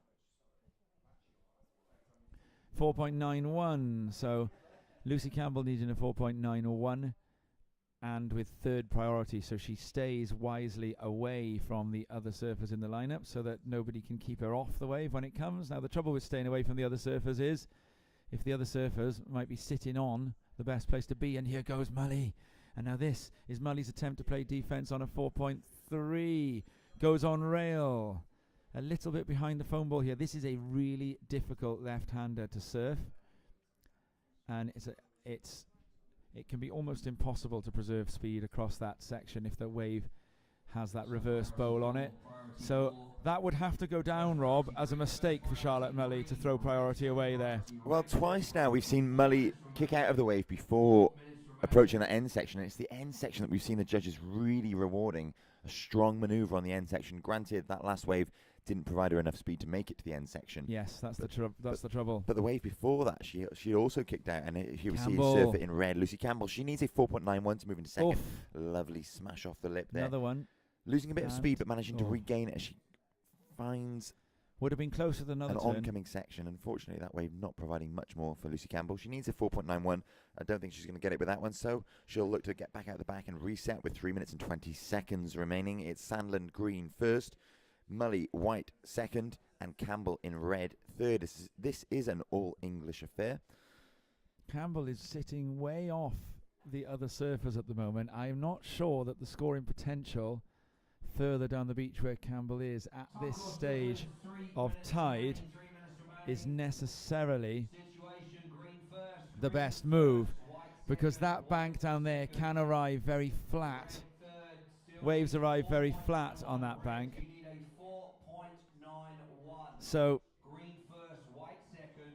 Lucy Campbell, with a bit of work to do at the moment if she's going to find herself in an advancing position. Now, the one thing I will say is that Lucy Campbell, Rob, is a surfer who can get a score without necessarily needing to be on the best wave that's come through. But as there's a set coming through at the moment, and it is Mully and Sandland that are better placed, both in terms of their location within the lineup and their priority rights. You are absolutely right, Tom. And if you are just joining us, this is semi-final number 2 of the women's side of the draw. I'm Rob Blythe, and joining me in the booth is Tom Anderson, as we see surfer in green, Sandland, current heat leader, up and riding on a nice-looking right-hander. This one winding its way towards shore. Bit of a check turn there, draining off some speed as she finds the end section. Oh, the end wow. section that the judges are indeed rewarding, rather. At the completion of this heat, we'll move into the men's final. So loads of action coming your way, and then the women's final to finish off proceedings big today. Close-out turn for Sandland on that one there. I think that the work that she does beforehand, the judges, they like a big close-out Rio here. So Sandland looking to try and see. Campbell, meanwhile, just had an in and out. Sandland looking to try and replace a 5.33. There's a decision for the judges to make on that. That inside closeout maneuver was pretty big and solid. Campbell's ridden one more wave. It won't have done it. Campbell's already back in the lineup. She's looking at her watch. You can see nervous moments here. This is the second semi-final. Already having advanced in the last heat was Georgia May Hicks and Ellie Turner. And so this is a really important wave. This is it. Campbell looking for at least a 4.91. Goes on rail, pulls it round. Going to need an inside reform on this. She's going to stay with it with 45 seconds left, and I think that is going to be that. Lauren Sandland, the last wave of Sandland, a 7.4. So Lauren Sandland finishing the heat off here. This was the wave of the heat, and Sandland has jumped into the lead for that. And so we're going to see the elimination of Lucy Campbell here. It's going to be Sandland, Mully, Hicks and Turner in the final. Unless, I mean, we are talking miracle territory now. Campbell is in the inside white water. She is going to go again. It's going to need to be a 4.91 still, because it's Mully that she's chasing, and that's not going to do it. So that is it. Mully holds on. Sandland was in first for the last part of that heat. Really impressive, and Sandland has laid down a marker there to say that she would, of course, if you advance a semi-final with scores like that, you are in with a shot when it comes to the final. Great action there. And a tenacious effort from Lucy Campbell to get that wave right at the end of that heat. Fantastic Absolutely. surfing. We're going to go to a quick message from Joel Gray of GB Surfing about this event and its context, and then we will be back for the men's final. Hey guys, Joel Gray here from GB Surfing. I'm a performance pathway manager, and my role is pretty broad, looking across the whole of that pathway from the early stages, like what happens, what the provision is there, what the needs are, what the opportunity is, all the way up to our elite surfers on the progression squad and what's happening there too. This year, my main focus has been on putting in place with some detail what happens at the early stages. So far, we've invested in all of the home nations, so that Channel Islands, Wales, Scotland and England all now have a paid coach with key responsibility in that area. Fact is, junior surfers UK-wide will be having more provision with their coaching, but really our aims are bigger than that. There's a real opportunity, I feel, to think about why can't GB lead in this whole coaching space, something that not only technically improves our surfers, but provides an environment that's super positive, super fun place to be for the surfers, the staff, volunteers, everyone involved in this amazing, beautiful sport of ours. As we step into this new Olympic age, there is a responsibility for us, I think, to look after what the sport means to so many people, but we're not in completely uncharted territories. One of our key forefathers, the Duke Kahanamoku himself, was a 5-time Olympic medalist. So I'm hoping we can follow in his legacy in more ways than one. And there we see Lucy Campbell making her way up the beach. A pretty noble attempt there. Mark, you were saying that she'd been recovering from an exostosis operation. Did some great surfing earlier in the event, but fell a little bit short at the end there. Well, she's certainly one of the standout surfers, men or women, yesterday. She put in some really strong surfing, Yeah. in big conditions. Looked an informed surfer, and I'm sad to see Lucy not make the final. I'm sure she'll be gutted. But there was some absolutely excellent surfing in that heat. You saw then that... Oh, we the got a rider camera- already. Oh, So, it's, Patrick Dark. Just... two big turns. What's he got for the finish, Tom? Some work to the inside. Whack. That is how to open your account in a British final. First turn, right through the lip, comes back into a wrapping cutback and tail release finish within the first 30 seconds of the final. There's the finish. Smash. And I think we've got a little bit of the midpoint of this ride as well on our replay.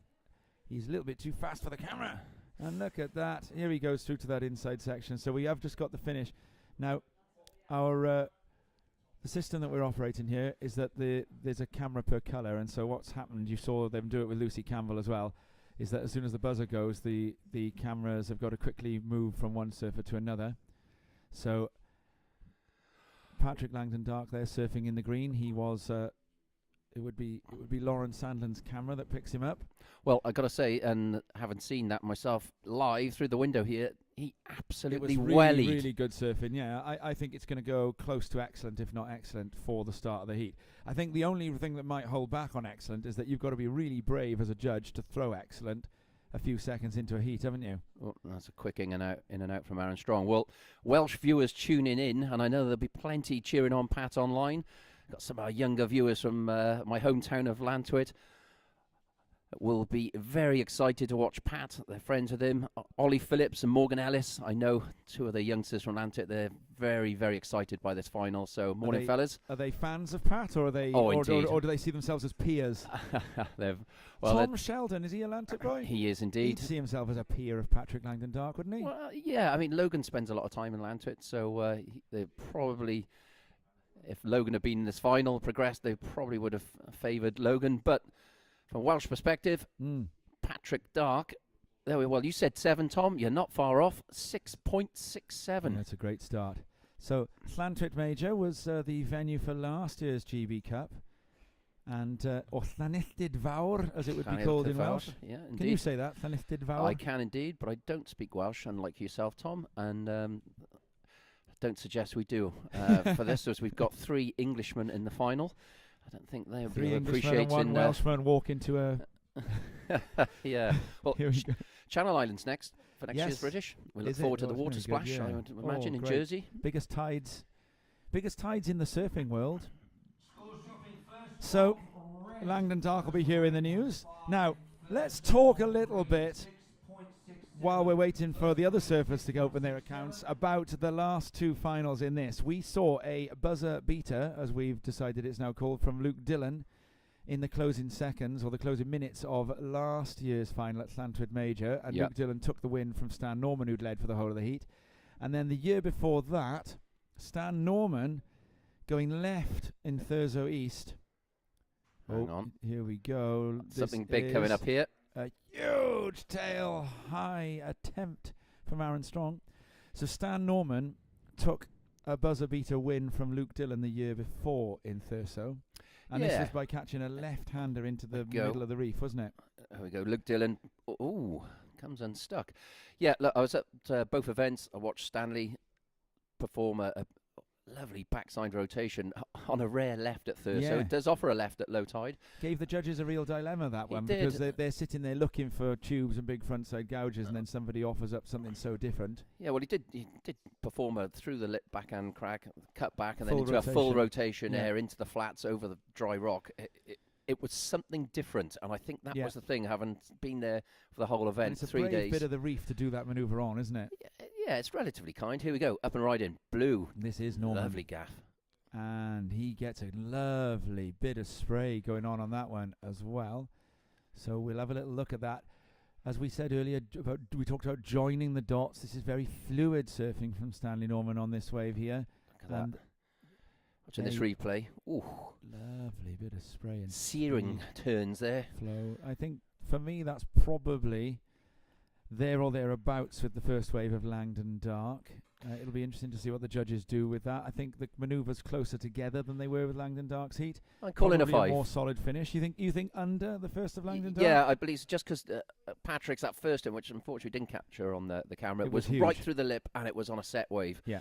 I think that one, maybe a 5.5. There's a good tail release in there. I do like the energy that Stan's carrying through his surfing and through his turns. It's really fast. They've given it a 6.5, so made to eat my words. 0.17 under.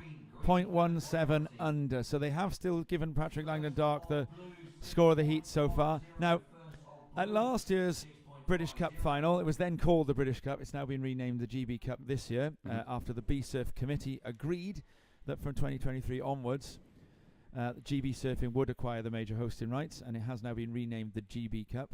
GB Surfing, an organisation that has been formed to look after the elite end of surfing in Britain. Ooh, what has happened here? It's a very late takeoff attempt from Luke Was it? Dillon, I Oh, believe. Patrick, here we go. Backhand. Aaron Strong, actually, that was. Oh, fins up. Needs another manoeuvre to get the points, though, doesn't he? Does well to get around that. He's Yeah. eyeing something up. Oof. He's looking fluid. He likes it. There's a little, I'm sure there's a claim there. Or was that just an Well, arm adjustment? if you are going to get something done in the whitewater, that's what to get done in the whitewater, isn't it? So there we see the fins lift in that one. Bit of work to get round this section, but he does make a good solid recovery, and then there's that. We're going to see the very front end of this wave again. So Here we this go. first manoeuvre here Bang! is a big turn from Patrick Langdon Dark. Just got caught with, and I think just reviewing and reflecting on what Stanley did in that last wave and why he got that 6.5, just going back over it and replaying it in my mind, he Speed, did power, flow. speed, power, flow. There was no Yeah. downtime. As I said, the energy that was involved in his surfing was quite apparent, and obviously the judges really liked what they saw. They gave it a 6.5. Yeah. Patrick now a 5.33, so they also enjoyed that Yeah, big backhand I think tail that's release. about right. Yeah, so it puts Patrick in the lead, but probably not for long, given the calibre of surfers who are out here.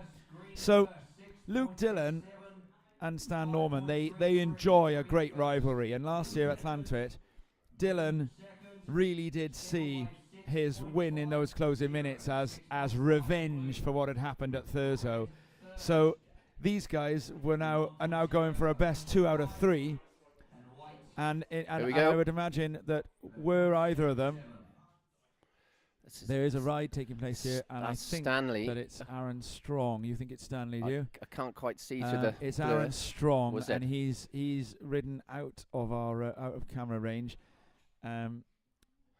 Strong, I think it's not going to be. No, it's it not was Strong. Stanley Norman. It was Stanley Norman. Yeah. I don't think it's going to be as high a score as his first one, but it would need to be a 5.5 to go in front of Nickel. It'd be very close to that. It was a couple of S turns. I need to go for one of those eye tests, I think, Tom, with your Blue not vest, colourblind, are red you? vest. Now this one's the red vest. This is definitely Aaron Strong. And has shown a lot of form so far in this event, and now gets Whoa. really on rail on that one. Probably the turn of the heat so far. Bit of work to do on the inside. Putting these waves together smoothly is difficult. Now he decides to eject from that. More of a trying to get second and progress approach, kicking out of sections there than a final. What's behind that decision, Mark? Well, one thing's for sure is that Aaron Strong surfing has been a standout of what's been, of what I've seen all weekend. He is really, really, really putting his turns on the edge. He's putting power into them. He's really, giving the judges plenty to think about every time he attacks a wave. And just queuing the replay, I'm just waiting for the replay to come up so I can see what he did here. So I'm just biding some time.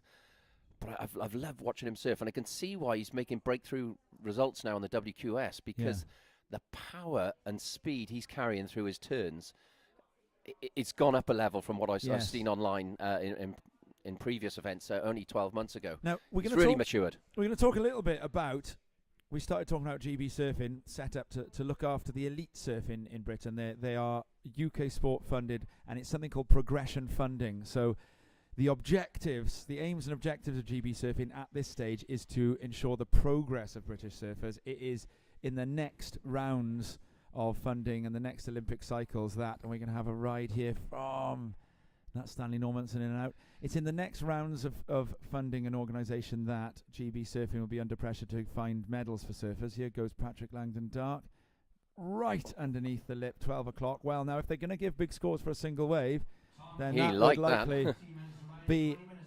would likely be it. So we'll have a quick look at this one from Langdon Dark here. An enormous 12 o'clock whack. I think that's going to turn out to be a very, very big score. That was a no-claim claim, definitely. From Yeah, it's a no-claim claim. That was straight up, bang, 12 We'll have o'clock. one more look at that. We call it 12 o'clock because of its position on a clock face. Let's watch it. Board goes Square, vertical. bang. With the lip, free falls down. Aaron Strong now on the backhand. What's he got for us? Oh, Tail fin release. rotation.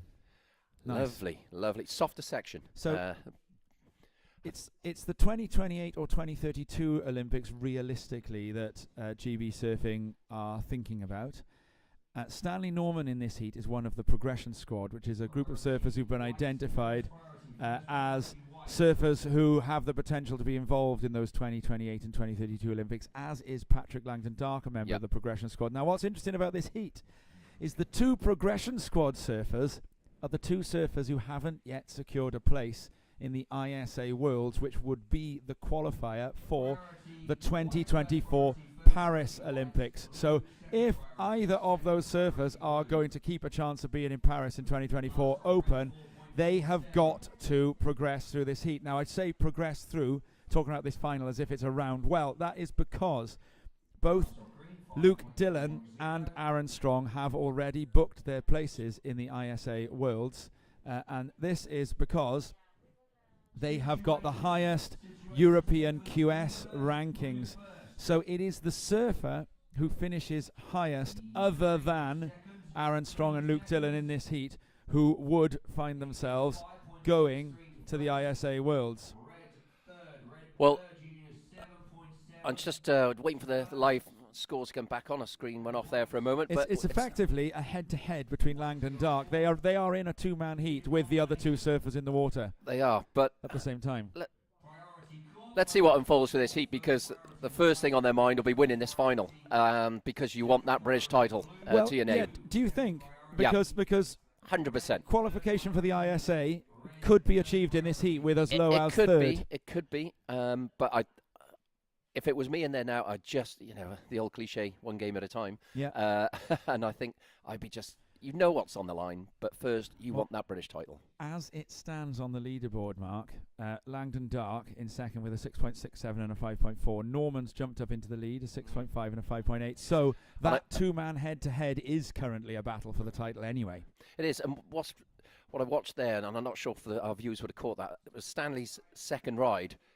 He covered some distance, did another couple of hefty wallops. Yes. He really is looking fired up for this final. Yeah. And Patrick, we saw that lovely backhand 12 o'clock finish. I think 5.4 they gave him for that. For one turn. maneuver. Yeah. I think had he been fortunate enough to link that with something else, he would have been going so that excellent. Was this 5.4 for this maneuver here. There we go. Decent size wave. Once again, that was very, very clean, crisp, sharp surfing. Priority is now with Luke Dillon in the white, and Stanley Norman in the second priority. Yeah, well, Luke is a careful surfer, and here we have a little bit of priority argy-bargy here, and that leaves the surfer in white up and right in, and this is Luke Dillon. That's a huge single maneuver there by Luke Dillon. So we obviously go to the single maneuver comparison. So we saw that one of Patrick Langdon Dark that netted the 5.4. So this, I would think, is probably a bigger single maneuver than that single maneuver that Langdon Dark had done. Wow. Just caught the end of it there on the replay. We're just going to try and cue that up again if we can for you viewers at home. That was tail release, coming down with the lip, free falling, on edge. Score. Excellent use of priority as well, Tom, you have to say. Judges are giving it a 4.3. Wow. Okay, well, I suppose... Let's say we've got to watch a replay to compare it to Pat's. Well, here is the replay. Let's have a look again. So it's kind of crumbly face. Uses priority well here. Comes around this white watery section. I suppose, yeah, don't quite see that in the replay, but maybe Trademark. softer section perhaps marginally has approached it, and then the wind sort of got under the lip and projected him out. So maybe the critical nature wasn't quite as the degree of difficulty wasn't quite as intense as Pat's. So yeah, slight difference. Yeah, and I think the difference, of course, is the Patrick Langdon Dark single turn was vertical. Yeah. So bigger, heavier section, more free fall for Luke Dillon. Yeah, no wobbles, just clean, precise surfing. But the vertical nature of Langdon Dark's manoeuvre is what they will have. And here we go up and riding on the front side. And this is Stanley Norman again. And now this is really smooth surfing on rail. We also had Aaron Strong going on the other way. Drop wallet. And it's going to kick out there. So I think Stanley Norman looking to replace a 5.8. And I think that will likely be fairly close. This is the ending of the ride, but I think we've also got the beginning. And here it is. Look at this. Whoa, on rail, tail release. Comes back around again. Another big, powerful jam. They were the last two turns. There was one before that. And we've got somebody waving their arms at the back, screaming for a situation update. And I'm guessing that is Patrick. There's every chance, I think, that wave of Stanley Normans will go in over the 5.8, which will then increase the requirement for Patrick. So let's not forget Stanley Norman and Patrick Langdon Dark are in essence in a head-to-head battle for the last remaining place at the ISA World Games. Halfway through the heat already, Tom. Yeah. Half an hour final. I'm not sure we even had chance to touch upon that. An extra 5 minutes. Best two waves. From the previous rounds. 4.77 for that last wave of Stanley Norman, so it doesn't change the situation. So Patrick Langdon Dark needs a 5.63 to move up into the lead as it stands. The busyness of Stanley Norman in this heat, he has been industrious, I would imagine, suggests that he's going to be doing all he can to shop around for higher scores. We see there the surfer in white, Luke Dillon, is also asking for the situation. Well, if this was Formula One, I would say Stanley Morgan has his foot firmly down on the pedal. Norman and Langdon Dark has priority. So what always makes for an exciting situation in a heat is that the surfer needing the score is the surfer that currently has priority. Did I say Stanley Morgan again? I think you did. I'm sorry, Stan. I sometimes have some challenges to make out what's being said over the PA system, which is located no more than about 1.5 meters from our heads. A familiar sound on the beaches of Newquay, that the dulcet tones of Anton Paul. Yeah, they definitely are. So Stan Norman, it's definitely Norman. It's certainly You'd not be calling Morgan. him Sterling Moss next. You can give the Formula One yes. analogies. Well, I say one thing is for sure. There's no mix-up here. Stan has his foot firmly down on the pedal. He does, yeah. Flat out hammer and tong at this final. He is really putting it on Here's rail Patrick on an edge. Langdon Dark, and he goes for the same manoeuvre again as before. And so now this time, I think he's listened to the judges, who gave him a 5.4 for doing that on one wave. Now this needs to be a 5.63. Now, if we think about it, if he got a 5.4 last time, is this one, or we're going to cut from that replay because we've got a ride going on here for Aaron Strong. Tail up and out of that wave. He's going to go on rail as he comes through to the inside here. A little bit of work to do to try and find a closeout section, and a lovely drop wallet stamp and a no-claim from Aaron Strong. We're going to stay with the last wave of Patrick Langdon Dark as a replay because it's materially important to this heat. 5.4 he got for doing this last time. If this one's better by 0.23, because he now needs a 5.63, then he'll go into the lead. Is it? Mark Vaughan. It's close, isn't it? last time. It's whether the judges deem that was a slightly more critical and a bigger wave, because I think that's the only difference. It's a bigger wave, I feel. Well, in that case, there's every chance that he's going to get the 5.63 right here and move into the lead. So you were talking about Stanley Norman being very busy, and here goes Luke Dillon, meanwhile, wanting to have his own part of this story. He seems just slight and very, very uncharacteristically is out of sync. And that is not something we tend to associate with Luke Dillon.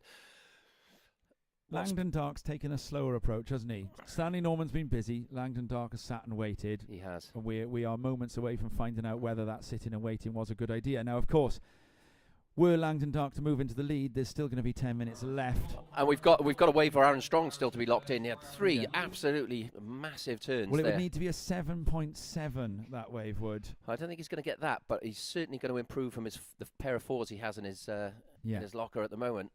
And we'll still await the So scores. come on, let me put you on the spot. Oh, here we go. Stanley Norman, he's not going to wait around, looking to see if he can replace a 5.8. You might need something big on the inside ejects from that one. It's not going to count. Let me put you on the spot. Come on, because the judges are still having... The judges are... Do you know why the judges are taking their time here? It's because they're watching replays. They are, and they're comparing, if they've got any sense, and So they let's have, do the they'll like. be comparing the two. Oh, between I think pads. we've got here. Here we go. This is it. Yeah, so we're watching what they're watching.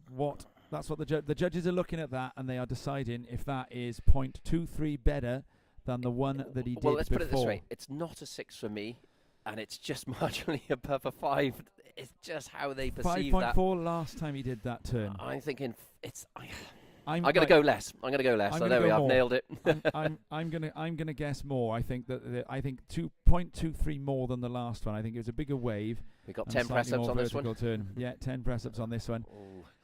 And when that score drops, of course, it's going to have a really significant influence on the story of this heat because of the fact that Patrick Langdon Dark and Stanley Norman, whoever finishes highest from those two, is going to have provisionally qualified for the ISA Games. That is because Aaron Strong and Luke Dillon have both already qualified through the World Surf League, where they hold the highest European QS rankings. There's going to be another ride while we're waiting, and it is Stanley Norman. So he is decided that he's just going to keep going.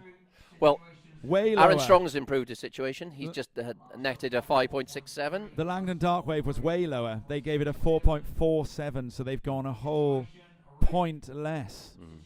What do you think to that? Well, that's 10 press-ups for you, firstly. So it's 10 press-ups for both of us, I reckon. I think we got a rider. Luke. Dylan. Yeah, just comes a little bit out of that. He's out of sorts on this heat, but he's not out the running. He needs an 8. We saw in this last, in the semi-final, got an 8.17, more than capable. Entirely doable. Stan holding the lead with that energy that he is throwing at. Also of importance now is Langdon Dark, green, Dylan, Norman, blue. Which one of them gets back out first?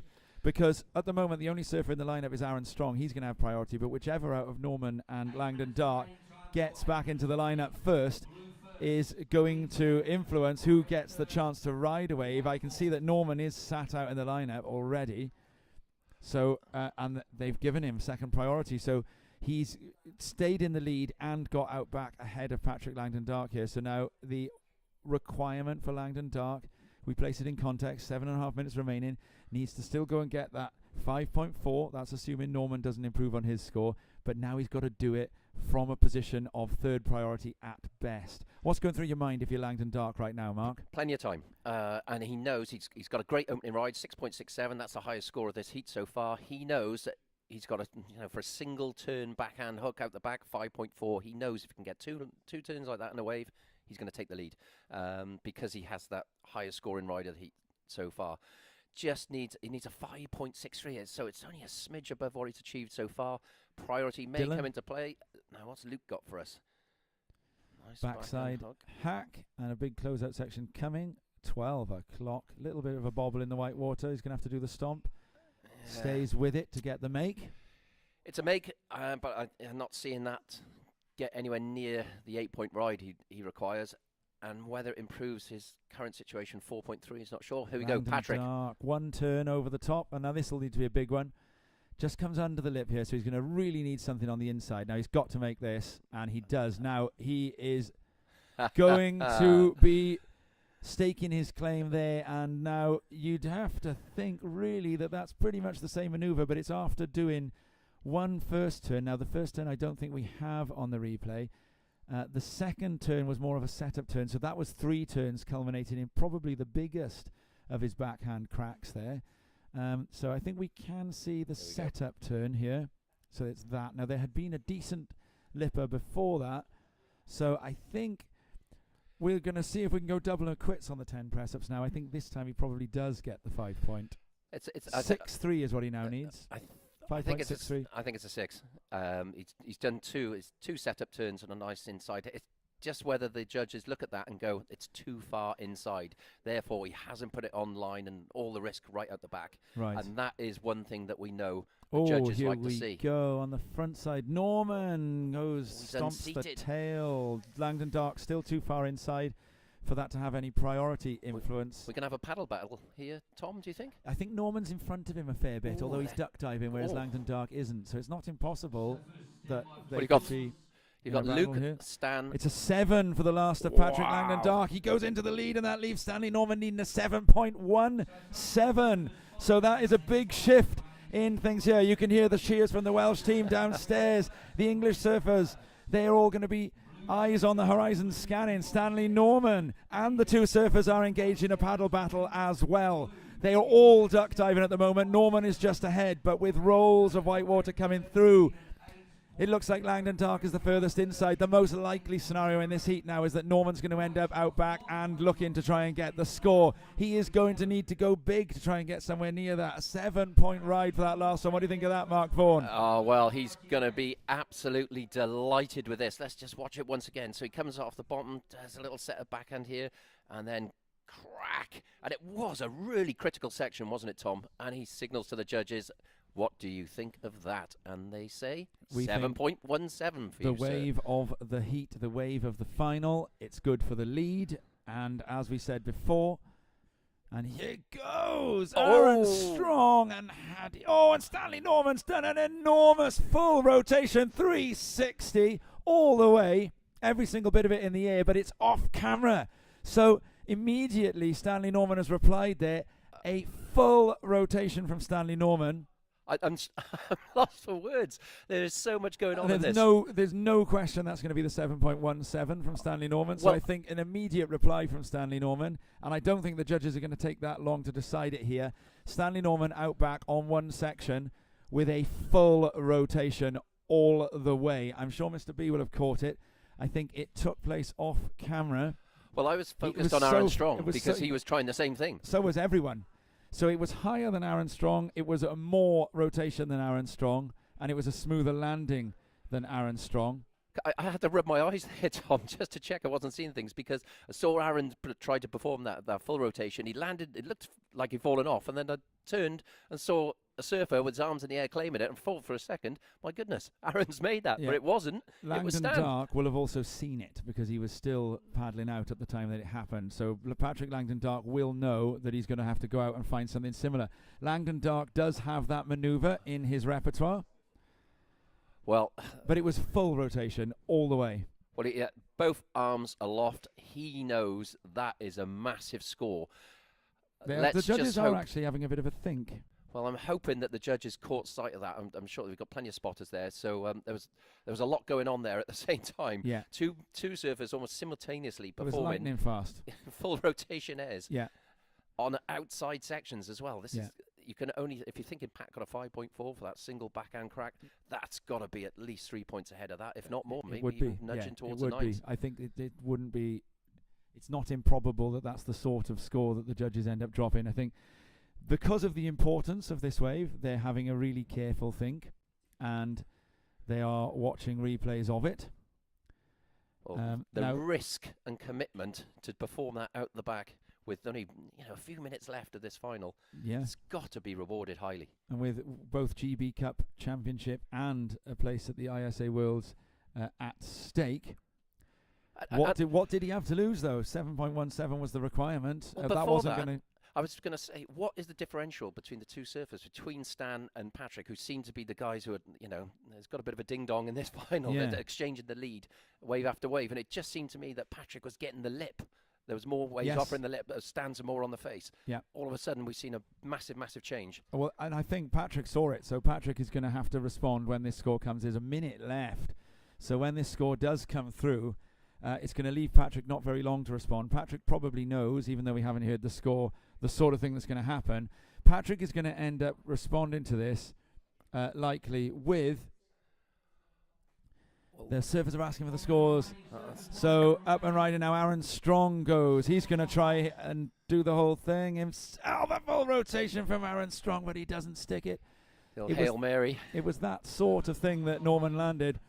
Now, the result of this heat, I think that scores, we're getting a notice that scores are being held back. So we're going to make sure we know the situation before we announce it. But if you're Patrick Langdon-Dark, you've seen him do it, you are realistically going to be having to think that you've got to try and do that maneuver yourself within about the next 20 seconds. Well, scores are in and absolutely nailed it. Well, we got Pat up and riding. It was a 9-point ride. A 9-point ride. So we're going to be counting out in 10 seconds. Pat with a ride there. And we are going to see Stanley Norman take this down. So with an enormous 9-point full rotation, front side air 360 in the closing moments of this heat, Stanley Norman takes it and has retained his 2021 British Cup GB Cup title. So Stanley Norman is going to end up the winner regardless of what the other positions are. Langdon-Dark is going to be in second. Potentially Aaron Strong might come from here. This is after the buzzer. What a final. We're going to go to an ad and then Rob Blythe's going to jump in and we're going to see the ladies final. But this event, what a finals day it's been so far. Every single heat has been absolutely smashing.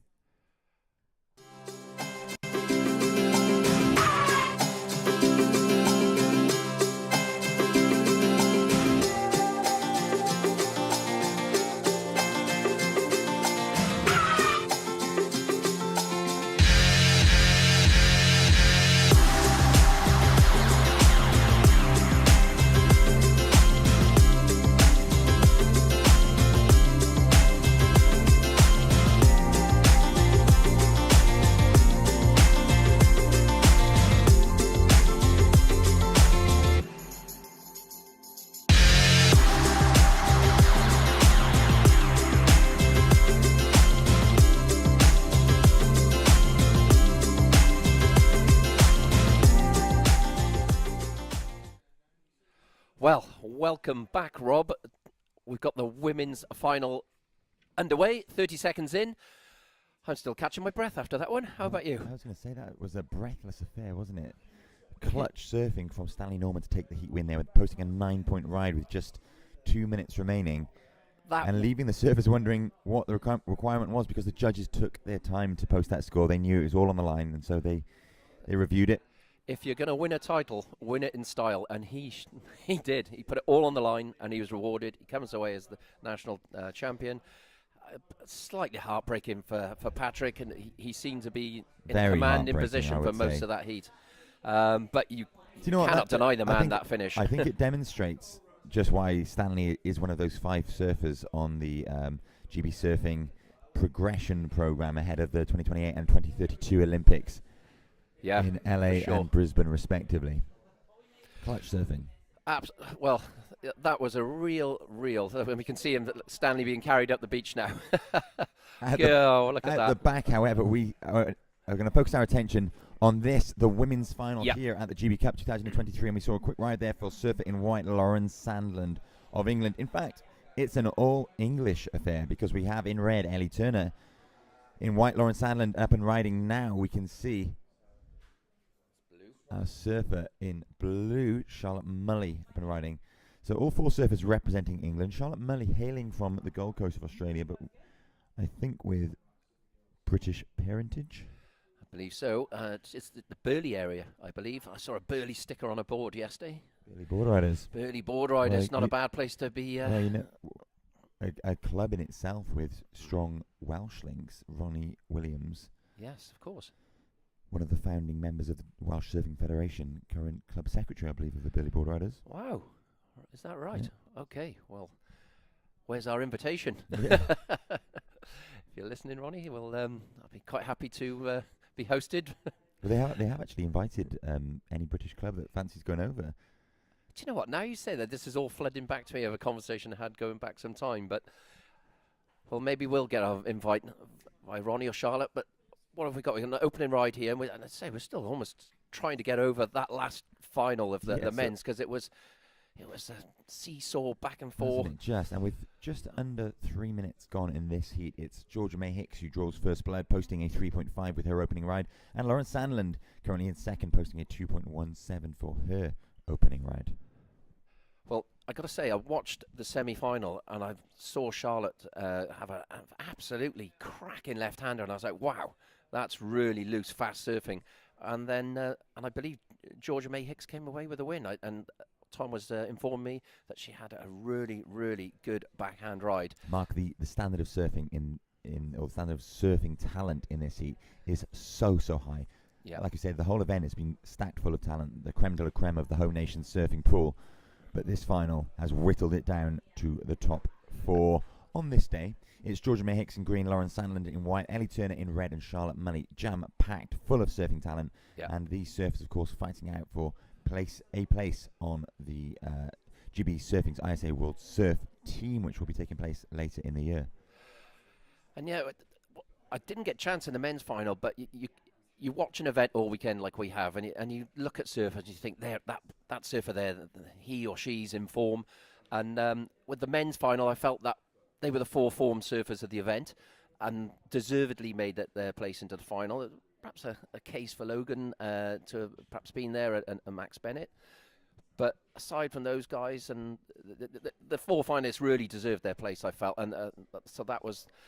Is there anyone you feel that in this women's final that maybe should have... You may have had a hard luck story or feel that they might have been there? Or do you believe that from what we see in the evidence that you've got the 4 form surfers? I think, again, akin to the men's final, these are the 4 form surfers of the event. It's not to say we haven't seen fantastic performances from the other surfers, but that was to be expected. Like I said, Yeah. This is the creme de la creme of the home nation surfing talent pool. But these 4 putting on, I think this final and the men's final represent consistency, Mark, as we see up and riding now. This is surfer in blue, Charlotte Mully, winding her way down this left-hander, finding an inside section to bounce off there. And this one's going to reform. She's got another section ahead of her. Brucey Perhaps bonus. time for one more maneuver, and she finds that lip again, throws the arms up, and she rides out that, making sure that the judges see that completion. So a good ride there for Charlotte Mully. Well, that was a real bit of generosity offered to her by Fistral's Banks, because that it didn't look like there was a third section to that for all the tea in China, and then all of a sudden, boom, up it popped out of nowhere. Absolutely. Like I say, I think this is this final represents consistency of surfing. So we've seen high level from lots of surfers, but these surfers have managed to do it time and time and time again in some really tricky conditions as well, as we saw the ladies semi-finals last night or yesterday evening being held in really washy North Fistral high tide conditions. And Charlotte, as I said earlier when we were commentating, that she said she felt a bit jaded after that last heat. Well, she's not looking jaded this morning, that's for sure. And for somebody that hails from Burley and the fantastic right-hand point break that is, she's had 2 great opening left-hand waves, and we'll wait to see what score she... one opening belter. It seemed like 2 because of that Yes. extra bonus section at the end. Yeah. It was almost It like did another indeed. wave, wasn't it? But no, it was the one scoring ride. So the judges pondering and reviewing that last of blue, Charlotte Mully.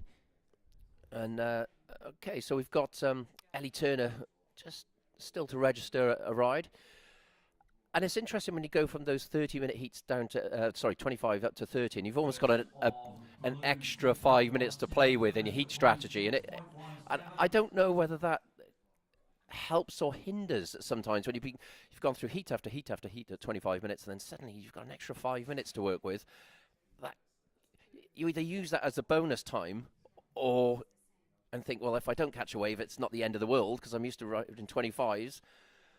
Yeah, Or do you take a slightly different I approach, think Rob? all of our surfers in this event, both on the men's and women's side of the draw, are so experienced so that they'll be able to cope with those changes in heat times. But as we see, the first of blue dropping at a 6.17. So that propels Charlotte Mully, surfer in blue, straight into pole position. Yeah, and you have to say that Brucey bonus section she had at the end, that just absolutely appeared out of nowhere. That must have offered another 1.5 on that ride. It was a great turn to end as well. Yeah, it's through the lip. So rather than being in the 5s, she's nudged into the 6s, and that is an excellent start to this 30-minute final for Surfer in Blue. Still plenty of time remaining, and that last rotation of stands. Did you see that in that final? Was that was on a right-hander? I'm assuming. Do you know what? In a similar vein to you, despite having my eyes glued on the sea, I was watching Aaron Strong attempt his full rotation, and then saw Stanley Norman with his arms in the air. So I was watching purely as a surf fan because I was off duty from the commentary. But 1 second Aaron Strong was in the air, and the next second Stanley Norman had his arms in the air. So Yes. I actually missed it. Yeah, you've. It was so quick though, as we see up and riding. This seems to be our surfer in white. This is Lauren Sandlin. She currently has a 2.17. She's looking to add to that, and she surely will, as this left offers loads of scoring potential. Wide open face, and Lauren is wrapping her way back to the whitewater time and time and time again.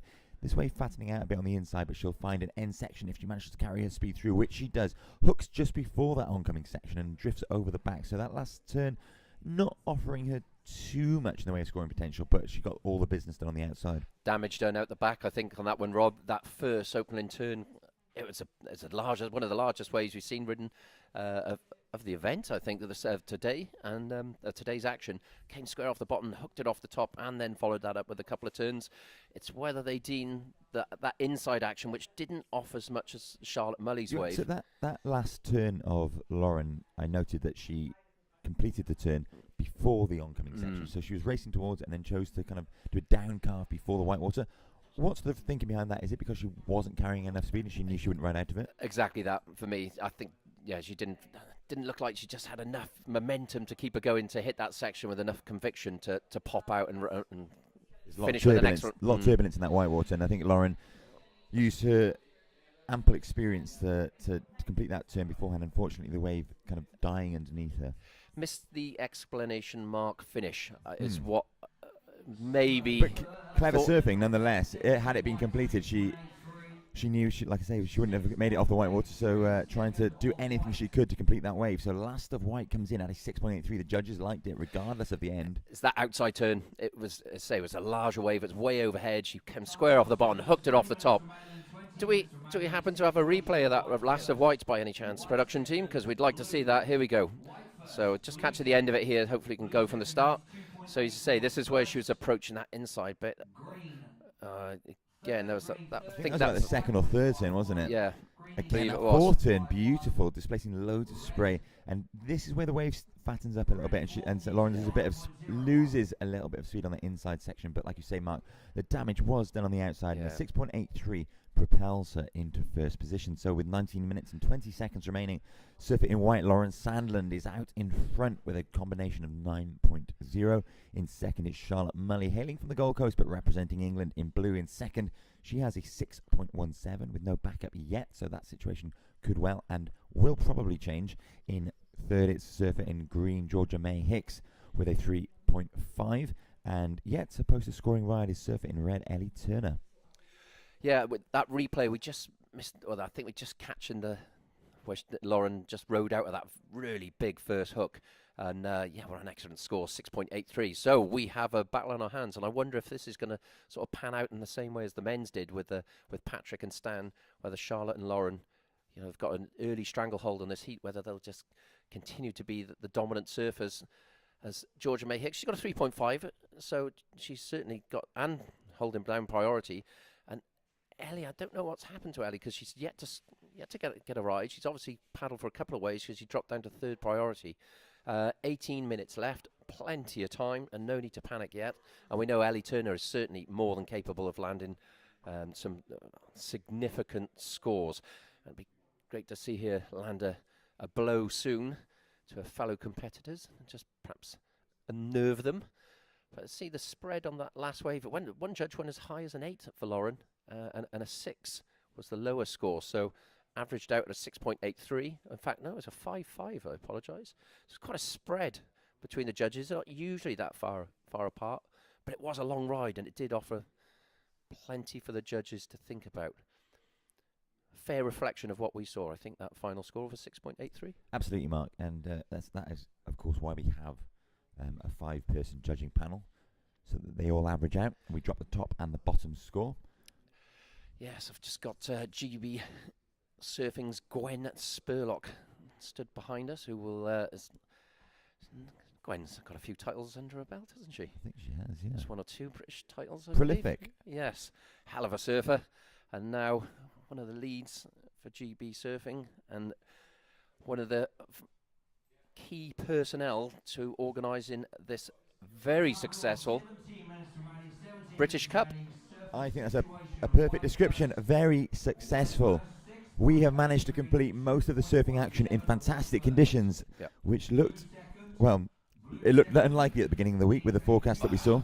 Certainly did. I mean, there was at one point there was 50, 60 mile an hour winds forecast for both days, and howling on shore. So we've done. Mother Nature's been kind, and it's always very difficult to make the call for an event days in advance with the weather systems as they are in the moment, and coming across the Atlantic to the UK. And just waiting for Anton, the beach announcer, to give us a break on the. Talking of those conditions, Mark, we're fortunate to have a good man in our corner in the form of Jamie Bateman of Surfline. Absolutely.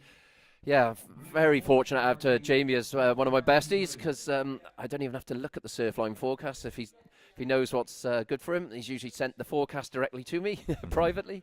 But I am a subscriber to the Surfline forecast, I must say. It does give you some added extras of those webcam views. To spend some time agonising over the Super Tubes cam. Not very often the Rest Bay cam, I must say, Rob, which tends to be your local. Tend to look at that and think, I'm glad I'm not surfing today. That's usually because there's a lot of people surfing Rest Bay these days. Some good waves on it today. But yeah, those live webcam views can be tough viewing from the office. And the rewinds as well. I don't know if you've used those. I tend to avoid the webcam, especially when in work. Yeah, well, given your role, that would be very advisable as a teacher. Yeah, it can be a bit heartbreaking sometimes looking at the surf when you know you can't escape. But Yeah, it's bad enough with the Instagram feeds, the WhatsApp messages, the missed phone calls, and actually punishing yourself tuning into the live feed is from all the various locations around the UK. But a live feed is not punishing to tune into, is of course this one, because you are witnessing the creme de la creme of British surfing going at it in the women's final with 14 and a half minutes remaining. The situation is that surfer in white, Lauren Sandland, is out in front. In second, it's Charlotte Mully. In blue, in third, Georgia May Hicks in green. And in fourth, Ellie Turner in red. Ellie yet to post a scoring wave. It's a slightly more settled approach by our competitors for this heat. Last one was just back-to-back action. As Stanley say, he was so very busy, didn't he? He was so enthused for that final. He was really going at it. He was everywhere. Whereas this heat, the girls been a bit more considered with their wave selection. So we haven't seen as many scoring rides. And I don't know whether that's a reflection of maybe the tide dropping a bit further back and the banks. Band riding out the back with a quick in and out. That looked to be surfing in blue, Charlotte Mully. Yeah, well, she doesn't need a lot to... surfing green, I beg your pardon, Georgia May Hicks. So just a 0.67 for that wave. We're viewing the same thing as you, despite being at the beach and in the adjacent to the judging tower. We've got quite a few cameras and things in our view, so we're watching the screen for all of the action. Yeah, we're watching multiple screens, and there's an up and down again there, and I think that might have been Charlotte that time. It was blue. I'm being confirmed. Yeah, we have. Oh, and here we go. Ellie Turner finally gets an opening ride. So Ellie has taken her time to get going with that, and I don't think she'll be entirely pleased with that wave. It's shutting down ahead of her. Well, patience not paying off. We'll have a replay just to see what happened, because we saw Ellie take off on a good size wave. It looked like it was going to offer plenty of score potential, and I think in hindsight Ellie probably would have liked to hit that first section, knowing that the wave now. Well, if you look at that again, and I don't know if we can cue that again, but if you look really carefully, I believe one of Ellie's fellow competitors was just duck diving. Here we go. Yep, surfer in green, Georgia May Hicks was just in her line of sight there as you approached that lip, and I think she had to just detour away from the lip, and that cost her an opening move there. Yeah. I mean, she could have run her over, I suppose. Now, if the judges were being, I think, harsh, they could have awarded a paddle interference there, because she was right in, right in the critical point of the wave. But unfortunately, that is the nature of the beast on that occasion. I don't think there was little Georgia could have done there. And in the same vein, as little Ellie could do in terms of being able to perform anything more than she did. But she has got an opening ride, and 5.51 is all that she needs to go into first place. So she's certainly not out of it by any means. Now, if you're Lauren out there with that 6.83, and indeed Charlotte, because they both have relatively low second scores, they're going to be scouring the lineup to improve their situation and solidify their positions. And Lauren, of course, she'll want to hold on to first place. So our priority judges awarding white first priority, green second, and red third priority. Charlotte Mully, Surfer in Blue, actually not featuring on that priority board at the moment, suggesting to me she's not in the lineup. Our priority judges casting a keen eye over the lineup to decide such matters. So I don't think Charlotte's actually in a lineup at the moment. No, it's and as you say, Rob, what our viewers can't appreciate is that we are looking at basically 8 screens, all showing different camera angles of the beach. We can barely see the beach, and so we are trying to multitask here, and we're doing a reasonable job, I think. Well, I'm sure there'll be some feedback after this event. Well, I just actually received a message from a friend of British surfing, and indeed a dedicated servant of British surfing, Phil Williams of Christian Surfers UK, who can't be with us at the minute as he's helping prepare for the Parasurf Games that will be taking place in the coming weeks in America.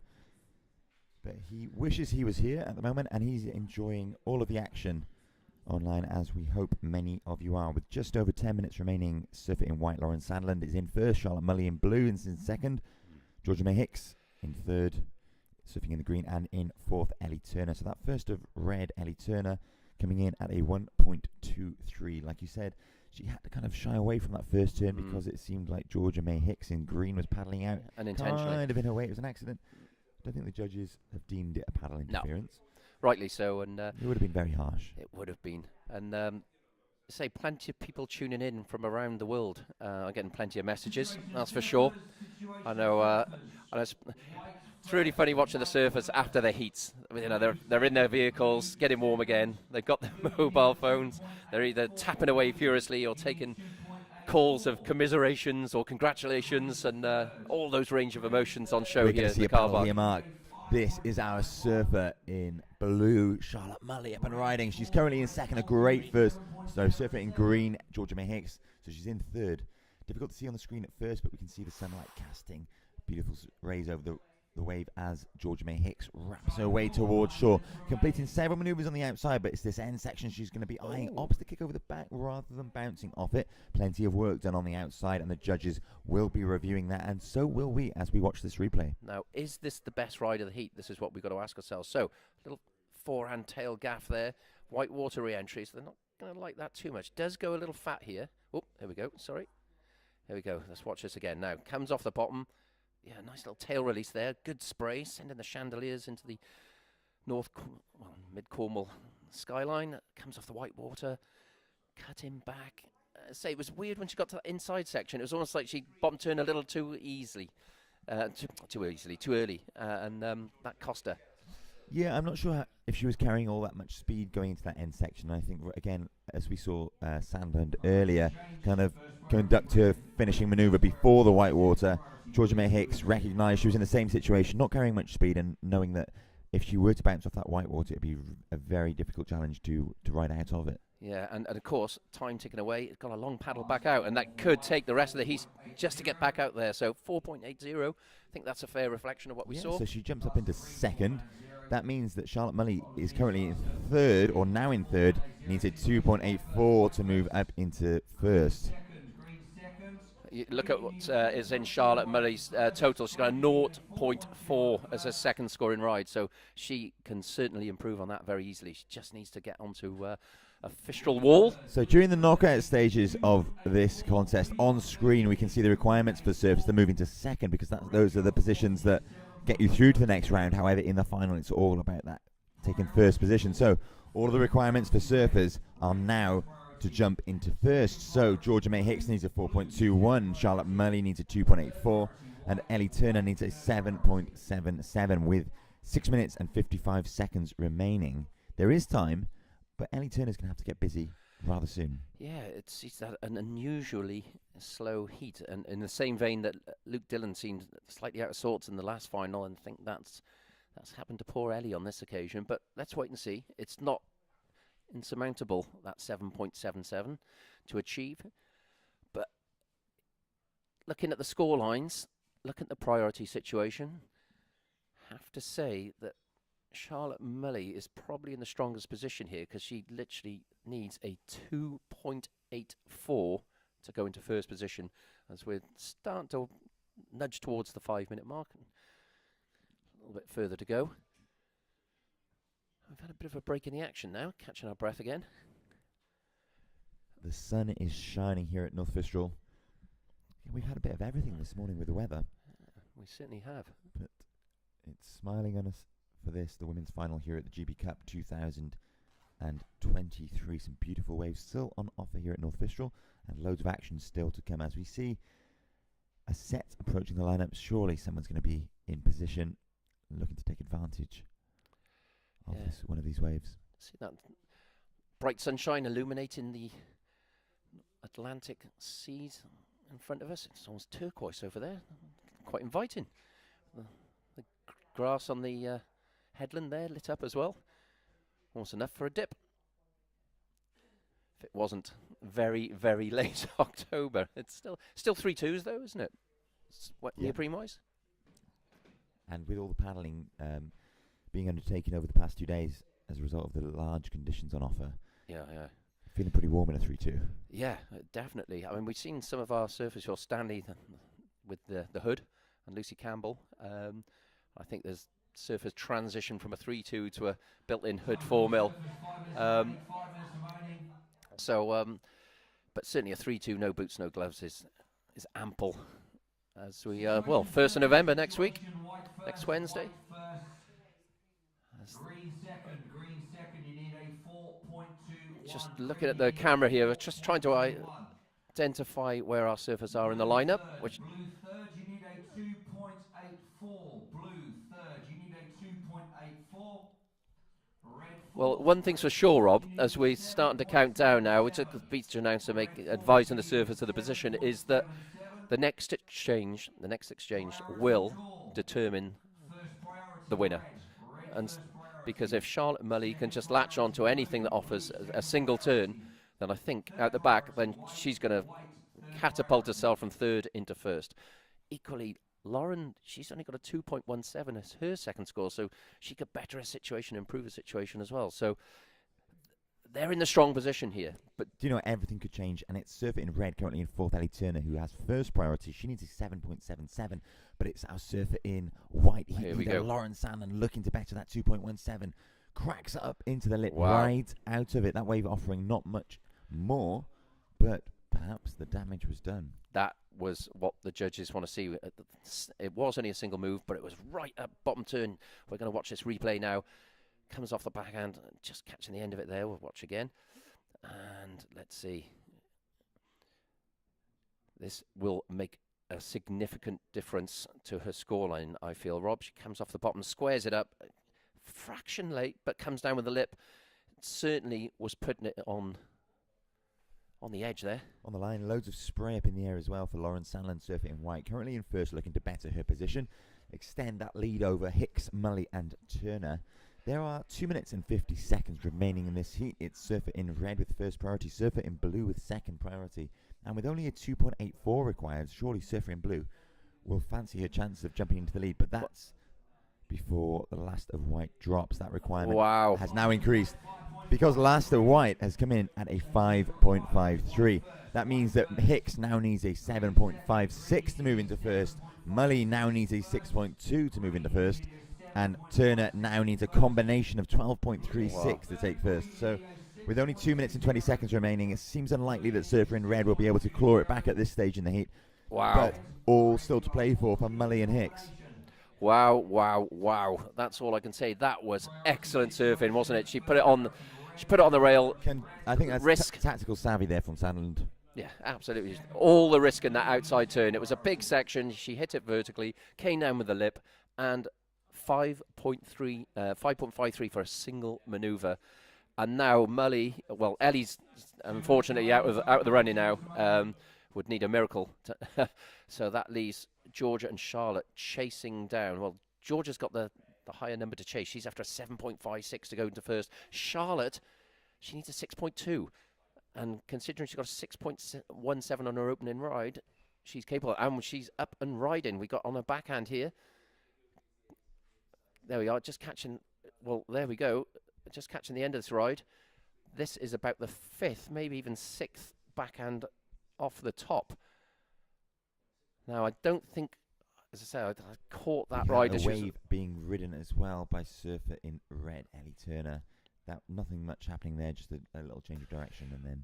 Well, this all comes down to Charlotte Mully's last ride, because she must have done, and hoping we've got some camera angles to catch this wave from where she started, because there must have been 6 backhand off the tops here.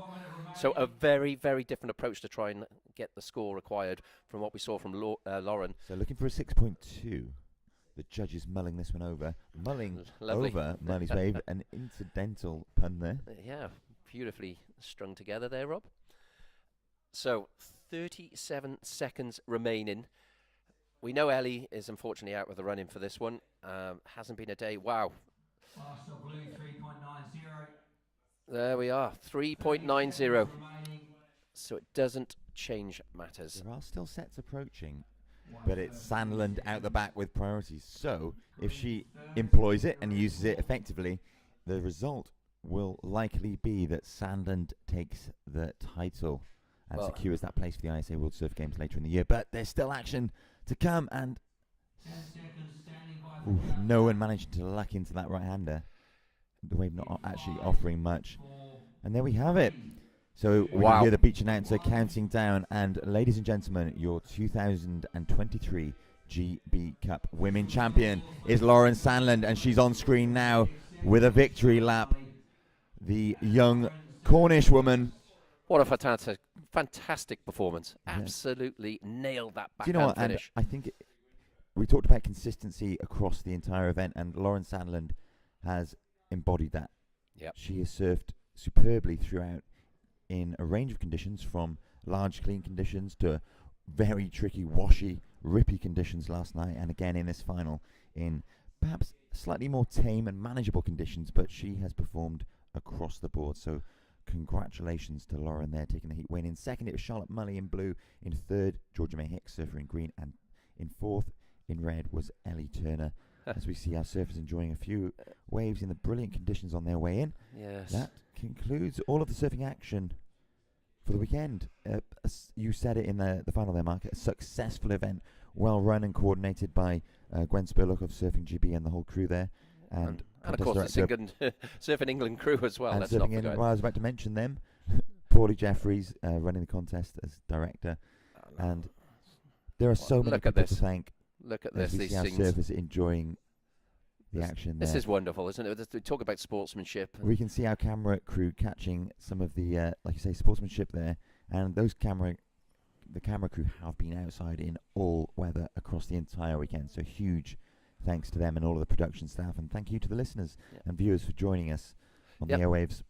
Massive congratulations to our winners.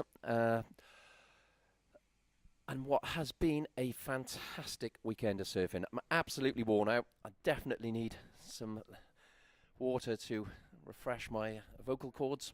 And we look forward to joining you next year in the Channel Islands. In the Channel Islands, Jersey 2024. And with that in mind, I think we'll go to the Jersey. No, we're just going to hang in here. Look at, here we go. The congratulations on the beach are still going. Great scenes here. And we can see, you guys can't at home, but we can see Ellie Turner just making her way up the beach. She looks rather dejected there. And girls, the fellow competitors, Lauren and Charlotte, discussing what went on in that heat. And I did feel Charlotte got that one right at the end, and there was a lot of turns, but it was quite a shouldery, tapery one, so wasn't enough, nothing critical in there to change the situation.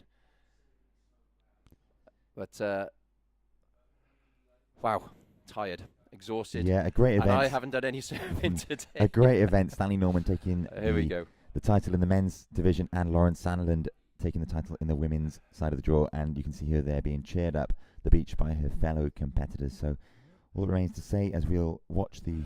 This looks slightly precarious, Rob. I'm a little nervous. Yeah, so as we watch our competitors make their way back up to the beach and to their friends, family and loved ones, a huge congratulations to both our winners. Thank you to everybody that has been involved with the event. Thank you to the viewer at home, and to my co-commentators, Tom and Mark. We'll leave you with some of these scenes you can see on the beach, and we'll see you next year. Thank you very much.